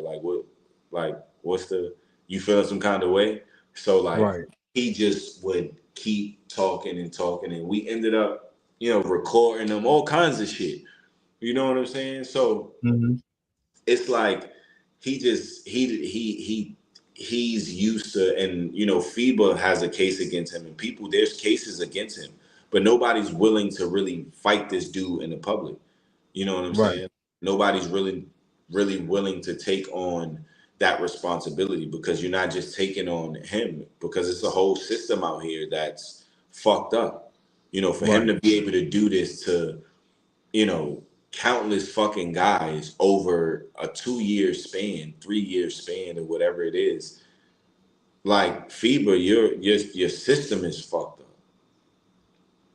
You know what I'm Yeah. saying? Yeah. Like, Most definitely is. and people are scared to go against the system. I'm not. Like, I don't care about it. You know what I'm saying? Now this dude got a NIL division. You know what I'm saying? Like, how we go? So we just supposed to sit back and let him come into our high schools and our colleges and scam these parents that's in our communities that don't like what? And then they have no control because these guys is overseas. They can't Right. really, you know what I'm saying? Like, nah, man. Like this dude is bad, and there's so many people out here that he's done this shit to. You know what I'm saying? And Right. and and bigger things than what he tried to than what he did to us. You know what I'm saying? But to think that you could send somebody into Syria, like, I mean, Syria on a normal day is just not a place you up and fucking go. But to think Right. you gonna send a person to Syria just on their own with no is fucked up. You know what I'm saying? To tell somebody that they gotta find their own way home. Don't ask me no more. Handle it on your own. Like this dude came here on your, you know what I'm saying? Under your Mhm. guidance. You feel me? Right. Like Gene and them didn't really know like what was going on until like Gene knew it was wrong. But then I'm like, I've been in this shit 13 years, and it's like, man, nah, this is not just wrong. This is ultra fucked up. You Most know what I'm definitely. saying? Like, and so that's what it really came down to. And so that's how we ended up bonding and really started talking about what we wanted to do and, the steps to take and what could possibly come of this. You know what I'm saying? So, but this guy, man, he nasty. Like, and people, you know what I'm saying? Like people just don't don't stop him. We gotta stop him. You know what I'm saying? He ran a team into the ground in Lebanon. Damn, they're not even welcomed in his own country. Yeah, I was getting ready to say that's part of the reason why he's trying to be a bully in another country for real, for You know what real. I'm saying? People don't never see this dude. You know what I'm saying? In person because he's jumping from country to country because he's hiding. You know what I'm saying? Like, and I know that talking about him is it hurts his heart. You know what I'm So saying? how No. did he normally get his clients? Did he just reach out to y'all So and yeah, so what he's doing is, he owned a team called Dynamo, out okay, of Lebanon. It was one of the big teams. And this dude got money, and they shut him down money laundering. okay. And so the dudes that he owed money to, um, on that team, he didn't pay them. Oh, Like, he 20, $60,000. And so what he started doing was shopping them to other teams because they shut him down. He could never own another team. What he started doing was shopping these players, these big name players he had on his team, to other teams. And he's like, yo, take them. You know what I'm saying? I could get you them, but you gotta let me sign all of your Americans, all of your imports. You know what I'm saying? And okay, okay. the debt that he was making it seem like the debt that he owed, he was paying it off through the contract that he was getting for the other guys from another team. But really, he wasn't paying anything off. He was just getting over. Some contracts are going through him. He's getting the money and then giving it to the players. He's taking a cut and then giving the players some shit that's not even in the contract. Right. You know what I'm saying? Like, he was the one that was paying the contracts in joy, not the team. So is there any way around him? You know what I mean, for No, American players to not no, really definitely there is, but he has such a hold because of some of the big name players. Like, what he's doing is he's using these big name players to prey on the guys that he think he can prey on, the guys that don't have the resources. You know what I'm saying? Just so happened I was a guy itching to get back to the game, tore right. my Achilles. So like, all right, yeah, I think I could play with him. You know what I'm saying? Not Hmm. knowing not and you don't really know that I don't rock that way. Like, I'm a come for you. You feel Right. me?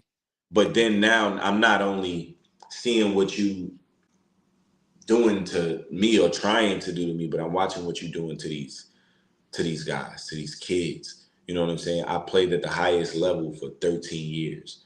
You know what I'm saying? I got to see the best. I've did it. I've played against the best. And for 11 days, I got to see the worst that our game has to offer.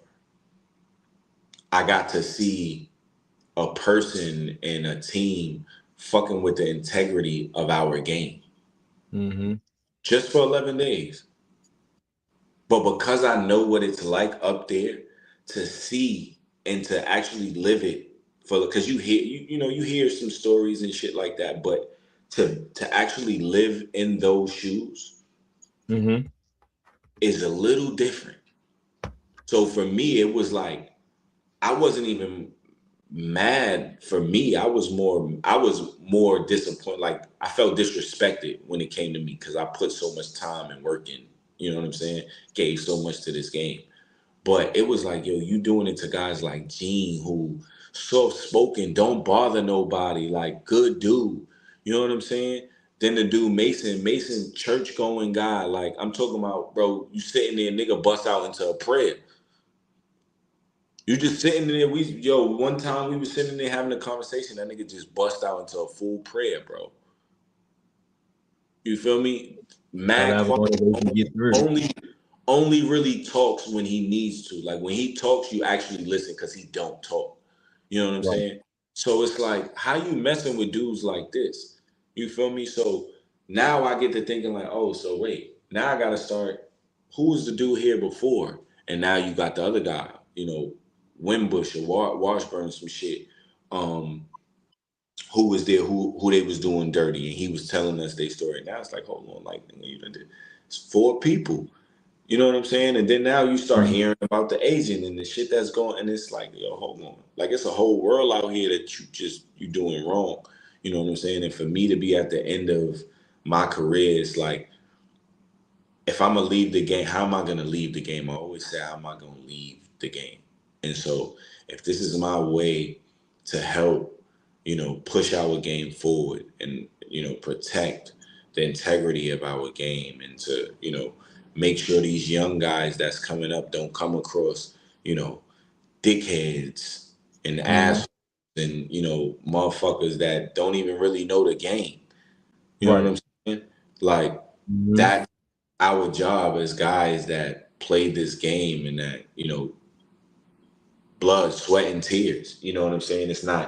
It don't just stop there on the court. You know what I'm saying? Like these guys that's coming up, they're our brothers, they're our, you know, our little cousins, our daughters, our sons, you know what I'm saying? Like, and there's a guy out there that could potentially he could come across this dude because there's nothing there's no union, there's nothing protecting us overseas like we have here in America to protect the European players.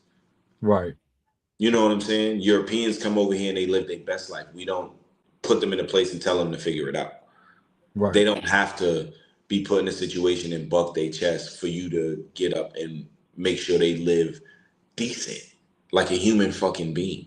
You know what I'm saying? When you go to these other countries, they test you. Like they might eventually, you know, put you in a nice place, but sometimes they might test you. You know, I was in a situation in Turkey where, you know, they put me in a crib, 2-bedroom crib, you know, but mismatch. The fucking one couch was sky blue, the other one was orange. The lazy boy was, you know, tan.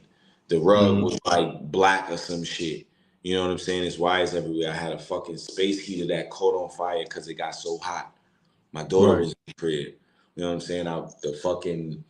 The shower was a little ass shower that closed and it had nothing but mold in it. Nothing but mold. You know, my bedroom had fucking leopard sheets with a sky blue fucking blanket and a black pillowcase and a zebra color pillowcase. Like it was crazy. It was foul. You feel me? I had a hot plate. I didn't even have an oven or a stove. I had a hot plate. You know what I'm saying? And I lived like that for a month. And then I had to buck my chest and they put me in like this brand new dope ass structure. You know what I'm saying? But I ended up having to go shopping for my own furniture. They ended up paying for it. But I had to go shopping because I needed it to be how I wanted to live. You know what I'm saying? I was here with my family. Like, I need to live decently. Y'all gonna go give me some rundown, mismatched, stupid shit. You know what I'm saying? I'm not gonna be comfortable. You feel me? So, but those are things that we shouldn't have to do. We should have a union in place to where, like, if they're treating us bad, we can go somewhere. We can call somebody to where they gonna make sure that shit is okay. It shouldn't be okay for them to put you somewhere for a month only for you to buck their chest and threaten them and they move you out in a day to some dope ass shit. Like, why you ain't just do that off the, you know what I'm saying? And some situations they can't afford that, but you can afford to make sure I live like a decent fucking human being. True shit. You know what I'm saying? Like, that's just the truth in the situation. Like, you know, being in Jordan, like I said, the place was cool, but I shouldn't have to call you or I shouldn't have to buck for you to get me gas for the stove because I'm a nigga that like to cook. You know what I'm saying? I shouldn't have to bother you about my water being off. My water shouldn't be my heat. You know what I'm saying? Like those are things that, like, I'm a grown man. I'm a 36-year-old man. You should never even think to put a 36-year-old man on a twin bed. True shit. to sleep on for 2 months. I don't give a fuck what situation it is. You know what I'm saying? Like, it's shit that you don't do. You know what I'm saying? I'm a nigga that goes everywhere with my family. Had I brought my family with me, then what? Right. We walking into this situation like, come on, now I really gotta go crazy. You know what I'm saying? But like I said, we heard about it over the years. But nobody's ever jumped out the window. I'm ready to do that. You know what I'm saying? Like I said, the NBA accommodates these guys. They should do the same for us. And it's not just gonna take me, it's gonna take everybody. It's gonna take going at the NBA because, you know, you guys enable it. You know, some of the NBA players go, a lot of NBA players go overseas and play. You know, Right. and these teams make money off of our backs. Like, there shouldn't just be an NBA playing union. There should be a players union, period. Mm-hmm.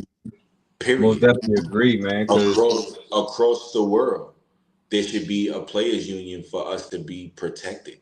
You know what I'm saying? You got some countries that got, you know, 5 leagues, and that bottom league, you know, they don't got no fucking money. Got guys going for $1,000. It's 5 people living in the house or some shit, or they live in foul. You dig what I'm right. saying? No security on a contract. Like, what the fuck is that? It's like you shouldn't even be a professional organization if you can't. You $1,000 that shouldn't even be accepted. No, You it shouldn't most be able to definitely. bring a human across the country to live in your country for $1,000. Like, so you mean to tell me Um, my living is costing what, $100? It's costing you what, $100, $200, which means I'm living foul. I'm living foul, G. yeah, most definitely is. You know what I'm saying? And I get it. You know, you got the guys out there that got the dream. You know what I'm saying? And they'll do anything for the dream, and they'll take this kind of money, but that shit ain't right. People shouldn't Right. be able to take advantage of that. Like, there shouldn't be a system in place to take advantage of that. You feel me? You got other agents out here. There's a guy out here. His name is Vivo. Ahmed fucking Vivo. Like, I've been waiting for you too, motherfucker. I've been waiting for him too. I came across this dude, man, and it's crazy how he came back into my sights during this time. You know what I'm Right. saying? Um, Dude out in Turkey, but he was, I want to say he's from like, he's from Lebanon or Jordan or some shit like that. But he got banned from his country. He can't do no business, can't go back to nothing, right? And he's all over FIBA, Eurobasket, like scammer, like he's a scamming agent. And pretty much what he's doing is he got these guys who, you know, they want the dream. So he's Mm-hmm. like, yo, I got my own league overseas. That's what he tell him. I got my own league. Um, and pretty much you pay him. You pay for your own flight, and then you pay him like $500 to $1,000 a month to live in his crib with him and his girl and all of these fucking cats he got. Motherfucker stink. He stink. Niggas smell like 30 dirty cats Ew. at McDonald's bathroom. I swear to God. He stink. You know what I'm saying? Like little Right. ugly motherfucker too. And you know, he's scamming these dudes, and like he have them, they come live in this dirty ass house, and pretty much he hopes to go around and practice against the teams in Turkey. You know what I'm saying? Or wherever he's Right. stationed at right now. He's still in Turkey, I guess. But he goes and he practices and he tells them he's gonna get them film and get them jobs and shit like that. And it's like, Right. and I ended up coming across him because one of my good friends I used to hoop with in LA walked into my gym one day, and I'm like looking up like, bro, I know you from somewhere. Like, the fuck? He like, yo, Momo, da da da. We ended up coming. Then he ended up. That's how I got hit to the dude, and then the dude started like texting me because I was cool with homie, and he started texting me, yo, I could get you jobs, this, that, and the third, and would get mad at me and try to curse me out and shit. Like, when I wasn't fucking with him, like, yo, you a weirdo. Like, Right. so now, you know, you fast forward 5 years later or something, and this dude texts Gene while we going through all of the shit. He texts Gene about Turkey. Yo, you should have stayed in Turkey, and I hear you out there scamming, and yo, I got this league and this, that, and the third. And it's like, yo, you don't got shit in that. And so when Gene told me, I'm like, wait, what's his name?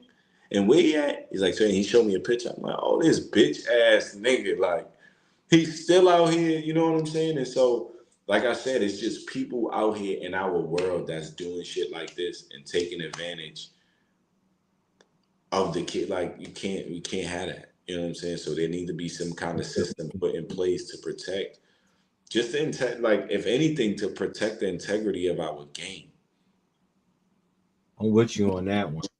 You know what I'm saying? Um, Like, we need that. you had brung it up in a couple of times. You said this is pretty much your tail end of your career.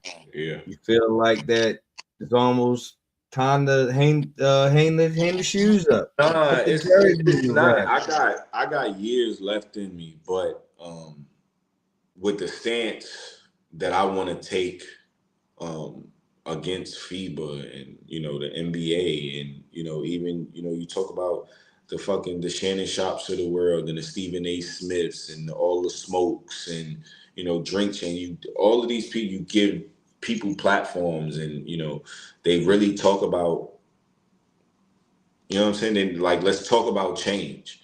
You know what I'm Right. saying? Like Shannon Sharp, his last few interviews, like you stirring gossip and trouble, but you in the sports world. You know what I'm saying? And there's young black brothers and sisters out here that's getting taken advantage. You know what I'm saying? In the sports world, like bring Mhm. somebody in. Let's talk about that. Right. You know what I'm saying? Let's not gossip about the entertainment business, and let's talk about that. Let's talk Yeah. about that aspect. Granted, like, maybe his people, like Cat Williams, outed some people and maybe some change came with that, and that's cool. But let's talk about your world. Like, he's from the sports world. Let's talk about that. Stephen A.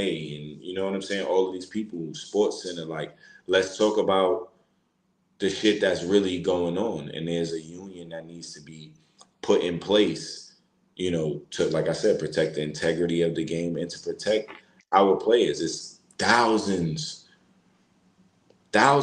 of Americans and different, ethnicities overseas playing basketball.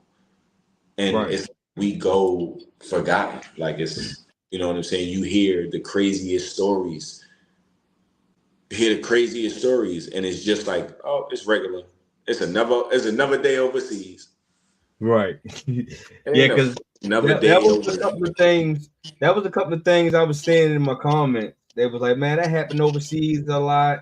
Yeah, but It's something, see, but that that shouldn't shouldn't happen overseas though. You know what I that mean? Just shouldn't be the thing. Like, you know what I'm saying? Like, that shouldn't be the thing. Your people living good, why we can't live good?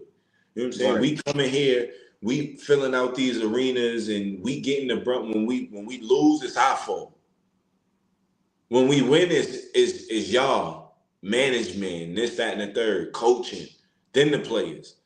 right, You know what I'm saying? Like, why we can't live the way that we need to live to, you feel me? Like, it's just like I said, it's common decency, and it's fucked up. And most so, definitely.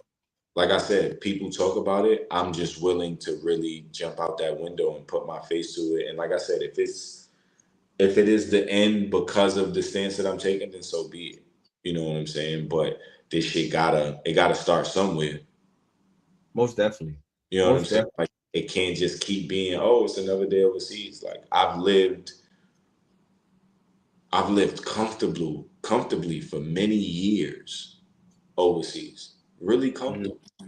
Like, I've lived better than I've lived in America. Like, you know what I'm saying? I've Right, seen I got different appreciation for shit in life because of the things that I've seen, the ways that I've lived. Like, and I'm the kind of person that I like to live in the trenches out the country. I want to live with the people. I want to eat that food. I want to right, see how they, you know what I'm saying? Like, right, I might be living better, but I'm still in the trenches. right. You feel me? Like, I know the weed man. You know what I'm saying? I know the nigga at the corner store that's giving me my fruit, that's making my coffee. You feel me? Like, I'm not just a celebrity or, this black guy. Like, I'm not just that. Like, I'm in the Right, community. You know what I'm saying? So I know how you can live, and also how cheap it is to live in some of these places. So you ain't got to go out of your way to make sure we live up to par. You still really only got to do the bare minimum because it right. be so cheap. That's But true. you don't That's even want true. to apply that because you fucking lazy, or you just feel like you don't want to. Like, you hate for Americans, so we gonna treat them down, or we gonna, like, nah. You know what I'm saying? We can't stand for that. And until Yeah, somebody stand up for that, it's gonna be the same shit over and over and over again. You can't I can't tell you how many times so many people that I've heard that play the game in generations. You know, you hear the shit that they went through, and it's like, oh, it's just another day. No, the fuck, it's not another day. Basketball is paying millions of fucking dollars. We're making people millions of fucking dollars. Like the NBA got a certain amount of teams. Nigga, countries. It's way more country teams than it is in NBA teams. You go to Spain. Spain itself got, you got the Badalonas and fucking Murcia and all of these fucking, what is it, Real Madrid that's in Spain? Real Madrid, like, they got 13 clubs that's fucking huge. Mm-hmm. Huge. Die hard fans. I'm talking about like they will die for this shit. Right. Come on, bro. They coming out to see us and we can't. Come on, man. Come on, man. Or even a little town like you talk about a little town like Weissenfels. You know what I'm saying? Not the best to play, like I said, Call of Duty scene. You know what I'm saying? But you make sure a nigga live comfortably.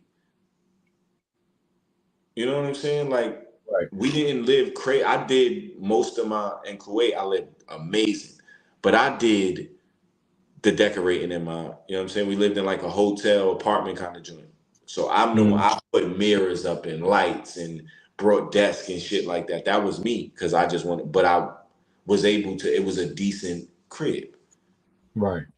You know what I'm saying? So it's just things like that. Don't treat people like they're not human. And like I said, what I seen it was almost dehumanizing. You know what I'm saying? In terms of how they treated the person, not the living, how you live. It's like, how do you turn a person's water off? Like, nigga, I'm a nigga that shit. I shit 8 times a day. I can't flush the toilet or we fucked up in here. I feel you on that one. So let's be great. Close this episode without my man. What's next for Momo? What's you back home now? You back in States. What's next for you? What you got planned for the future? What's upcoming next? Honestly, man, listen, a lot, man. I'm joining the Walking Our Shoes family. Yes, sir. Welcome to the You know what family. I'm saying? Yes, sir. Yes, sir. We bringing that to Connecticut. You feel me? So I'm excited about that, man. And then most importantly is this stance that we taking, this movement that we trying to put together. That's at the forefront of kind of what's next for me. I'm still in the gym. I'm still training. And then I also, like I said, I love to cook. So that's something that I'm about to pursue. About to do a food truck. My boy own a club out here, so he want me to be his head chef. So we about to get that going in probably 2 weeks or so, 3 weeks or so. So that's coming up. So look out for that. And come to the club tunnel, you know what I'm saying, out in Bridgeport, Connecticut. So yeah, man. And then just doing a family thing, bro. Just protecting my peace and finding more peace, man. I'm with you on that one. You feel me? Just figuring out what the world, outside of basketball, what that look like. I don't really know what that looked like. I've had this year of, 14 months of, rehab and shit like that, of going through everything with the Achilles, but it was still all centered around basketball. Right. And trying to get back to the game and things like that. And now going through the situation that we just came out of in Jordan, it's kind of like, what I want to do. Like, what else is there out there? You know what I'm saying? So, Right. 'cause I'm just on a journey, just like everybody else. So, I don't know what's to come, but I'm looking forward to it. So, couple more questions before I let you go. You said you want to, be the forefront of pretty much starting this union for American players to play overseas and stuff like that. So, what do you think it would take for you to get this movement to start, being recognized, the people to start hearing your message of what you're trying to hear, what you're trying to say? Well, I mean, I think we gotta do more things like this, and we gotta do more. Like I said, I want to fight this in the public. So, obviously, we gotta do more social media work and putting more things out and doing more research and getting. I've spoken to some guys that's told me their stories. Getting them guys on as well to come up and talk about their stories, getting them to repost things, and really just going at the powers that be, ruffling feathers. The more, the better. Mm-hmm. Um, I feel like everybody should be going at. Like I said, NBA players that you got the Jalen Browns, Kyrie's, and things like that that stand up for our players and shit like that. And so guys like that, to come on board and just help spread the word.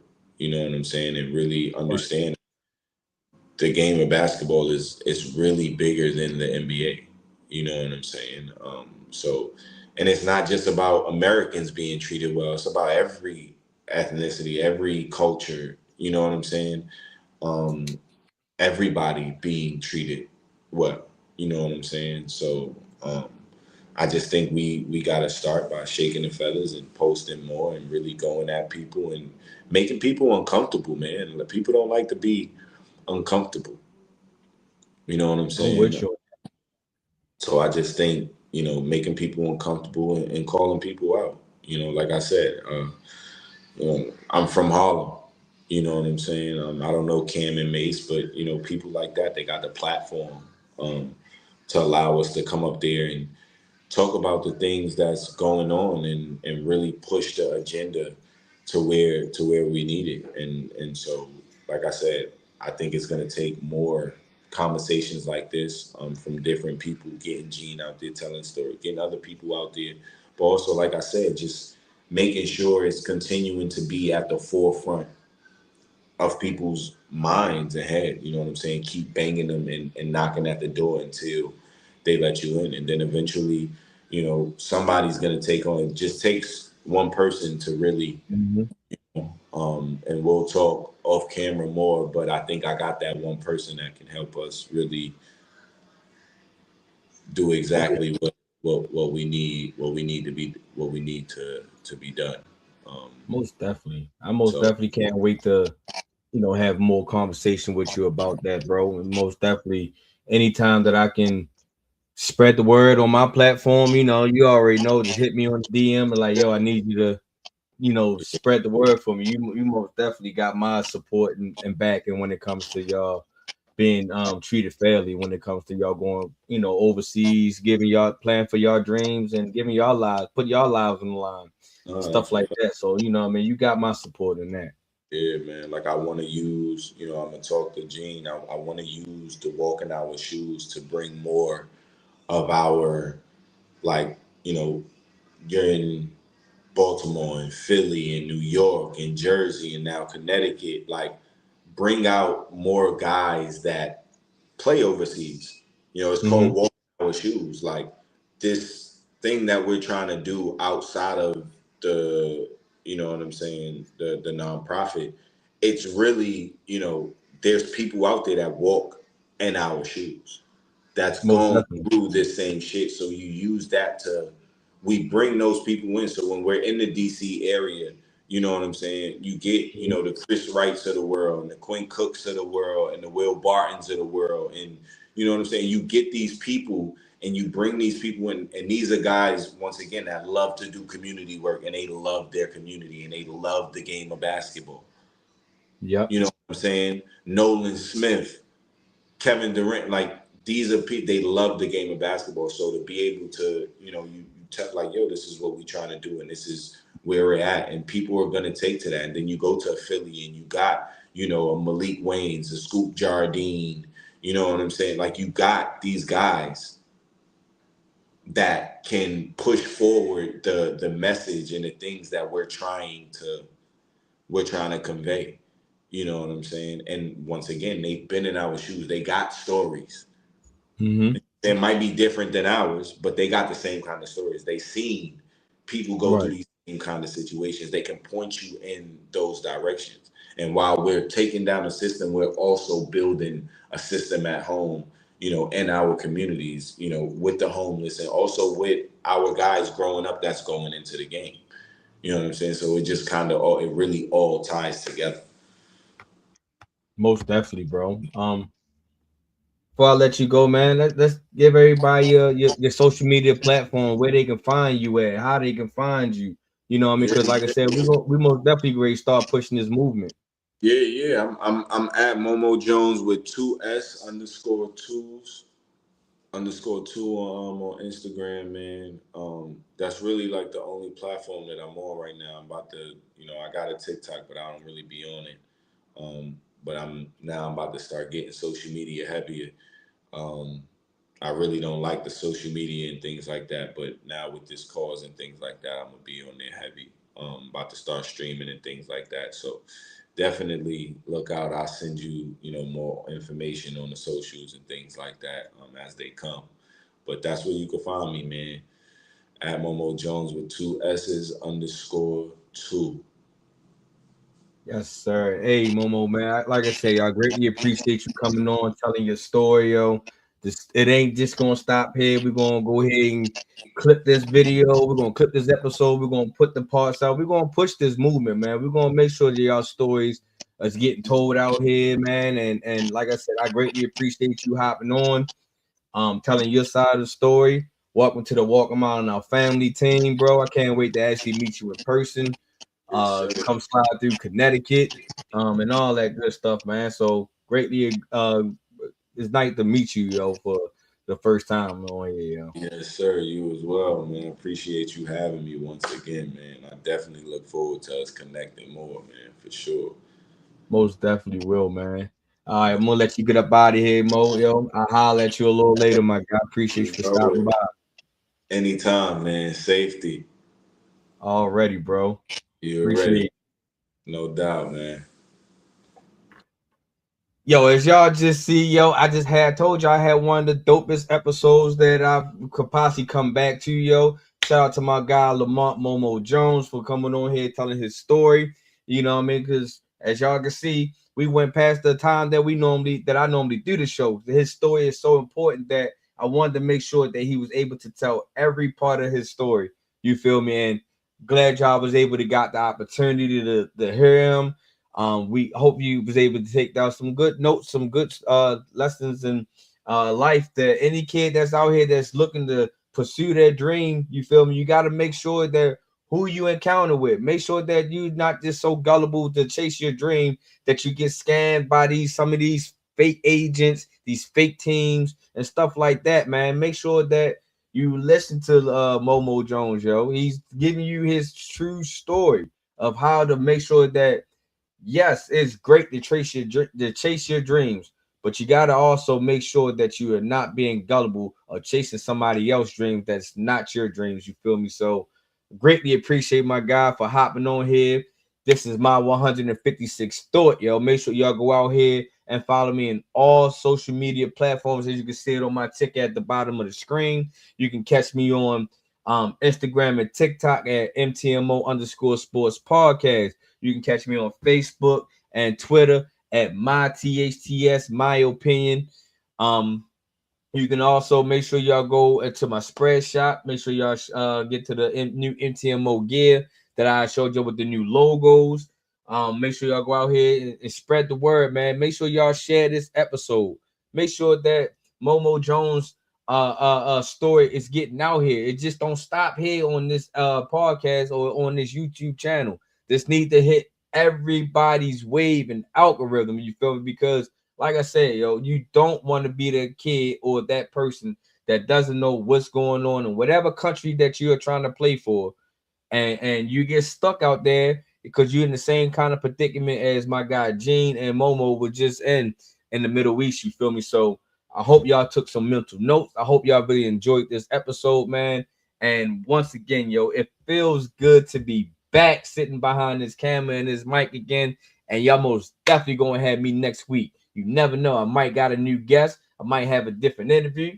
You never know, you feel me? Because like I said, yo, MTMO is back with the new rebrand and the new logos and the new everything, you feel me? So be on the lookout because MTMO has told y'all, yo, I'm here to stay, yo. I'm just not bull crapping around. I'm just not sitting here wasting time. I finally reached 156 thoughts. Whoever thought I would get here, you feel me?